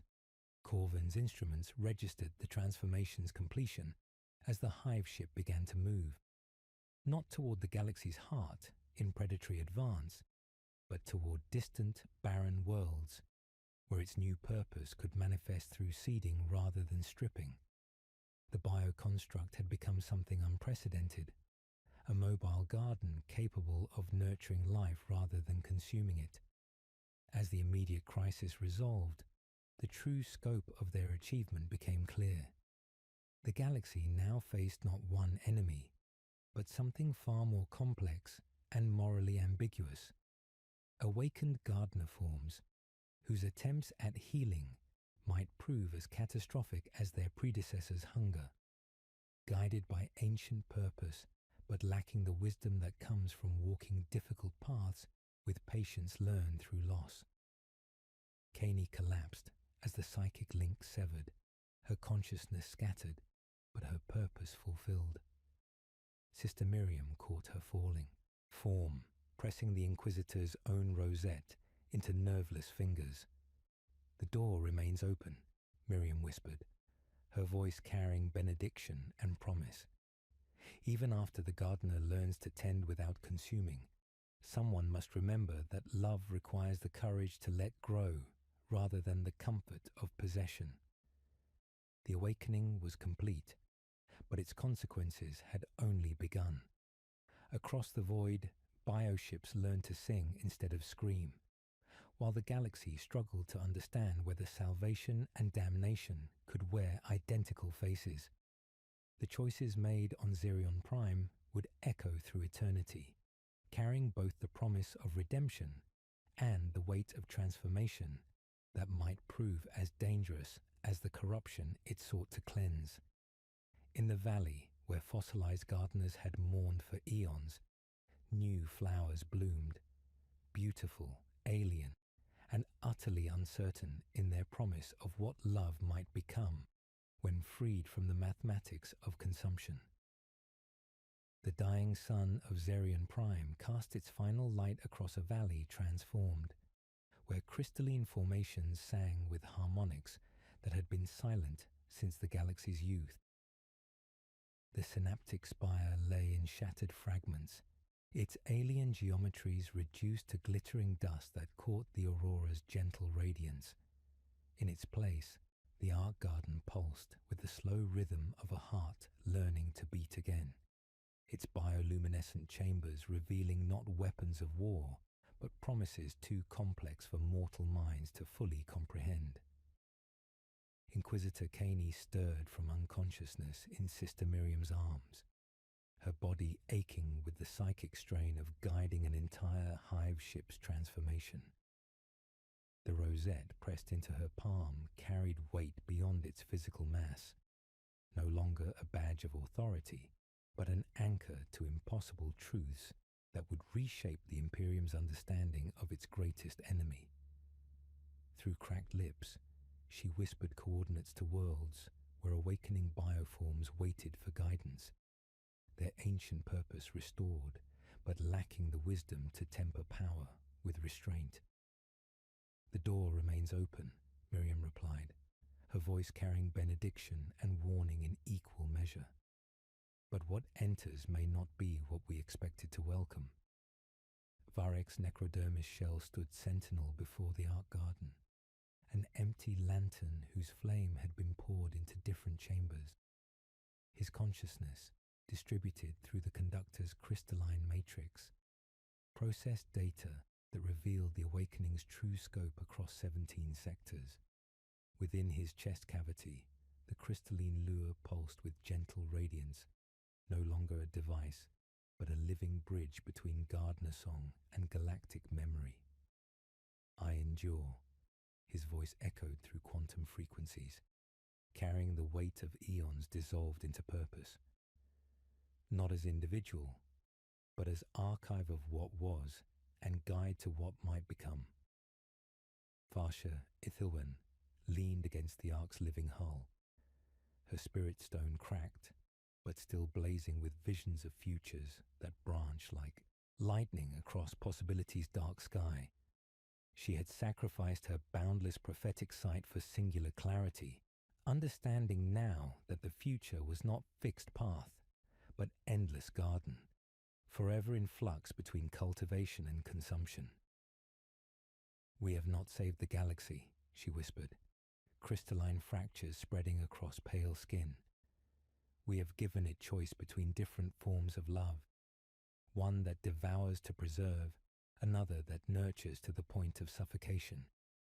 Both paths lead to endings, but perhaps now there is room for something between." Above them, the transformed hive ship moved with deliberate grace, its colossal bio-construct hull glowing with patterns of green and gold, like light filtering through ancient forests. From its depths came not the familiar hunger shriek, but harmonics that spoke of wind through leaves, rain on fertile soil, the first breath of spring after endless winter. The vessel had become something unprecedented, a mobile garden capable of nurturing life rather than consuming it, though its destination toward barren worlds carried uncertainty about what such nurturing might entail. The last tender's consciousness pressed against their minds with profound reverence, sharing images of what awaited across the galaxy. Through biopsychic emanations, it revealed the awakening's complex consequences. Some hive fleets tearing themselves apart in civil wars as competing imperatives fought for dominance. Others going dark as paralysis claimed their collective awareness. And most disturbing of all, awakened gardener forms attempting to heal worlds through methods that proved as destructive as original consumption. Captain Valerius stood among bioforms that had arranged themselves in protective formations around human survivors, his storm bolter holstered as doctrine crumbled before evidence. A massive Carnifex maintained vigil beside Sister Miriam, its compound eyes reflecting depths that held starlight and infinite patience.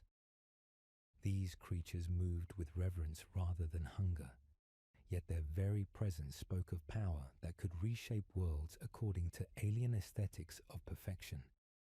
In orbit, Inquisitor Lord Vaughn received reports that painted pictures of unprecedented complexity. Across the Imperium's borders, awakened hive fleets exhibited behavior ranging from protective to predatory, their actions guided by ancient purpose filtered through eons of corruption. His finger no longer hovered over cyclonic torpedo activation runes. The choice had been made to preserve rather than purge, though the consequences remained uncertain.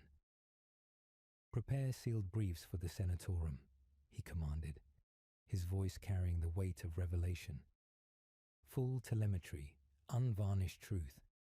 The galaxy must understand that our greatest enemy has become something we cannot yet define. Pharaon Amontek's eternal dominion maintained position above Zerion Prime, its living metal hull singing with harmonics that remembered cooperation between species.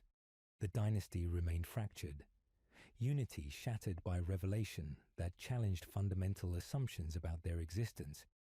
Yet, from that fracture, new possibilities emerged for those who chose memory over mechanical purity.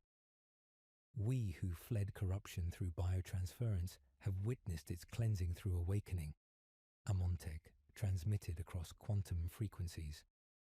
The exile has spent the coin we would not. I authorize anomaly in memory, a margin for growth, not absolution. As Zerion Prime's pale sun descended toward the horizon, casting long shadows through the valley where impossible flowers bloomed, the survivors faced the magnitude of what they had unleashed. The awakening cascade could not be stopped or controlled, only guided through choices that would echo across eternity. Some bioforms would learn restraint through patient teaching. Others would become tyrants of benevolence, reshaping worlds according to alien understanding that called destruction healing. Tech Adept Corvin's instruments registered the transformation's completion as awakened bioships began charting courses not toward populated systems, but toward distant barren worlds where their new purpose could manifest through seeding rather than stripping. Yet even this apparent mercy carried uncertainty.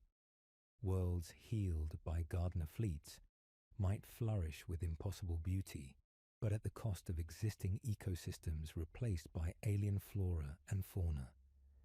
Sister Miriam pressed her palm against the nearest bioluminescent bloom, feeling its pulse synchronize with her own heartbeat. Love without wisdom becomes tyranny, she whispered, her words carrying the weight of prayer and warning. But wisdom without love becomes death. Perhaps what we have given the galaxy is the chance to learn the difference. The flower pulsed gently beneath her touch, its light a beacon of questions that demanded answers, regardless of the cost to those who sought them. Around them, other blooms opened in the gathering dusk, each unique yet part of a larger pattern, arranged with aesthetic sensibility that spoke of deliberate cultivation guided by consciousness that remembered when creation was sacred. On Craftworld Myrmidon, Autarch Kalith gazed at stars that now held different meanings, her expression a complex tapestry of sorrow and grim determination. The Aldari, already burdened by their long decline, now carried knowledge of another species' tragic fall and ambiguous redemption. The awakening had spread beyond any single world's ability to contain, carrying both promise of redemption and threat of transformation that might prove as dangerous as the corruption it sought to cleanse. As darkness settled over Zerion Prime, the transformed bioship dwindled toward distant stars, trailing aurora like patience made visible. In hidden vaults across the galaxy, records of their sacrifice waited to be discovered, carrying both hope and warning for future generations who would inherit a universe where salvation and damnation wore identical faces. The garden's lament continued, beautiful and terrible, as the galaxy learned to sing in harmonics that spoke of love's complexity, the courage to nurture without possessing, to preserve without consuming, to tend without controlling. Whether that song would become hymn or dirge remained to be written by choices yet unmade, in gardens yet to bloom, under stars that remembered when cooperation defined the space between species.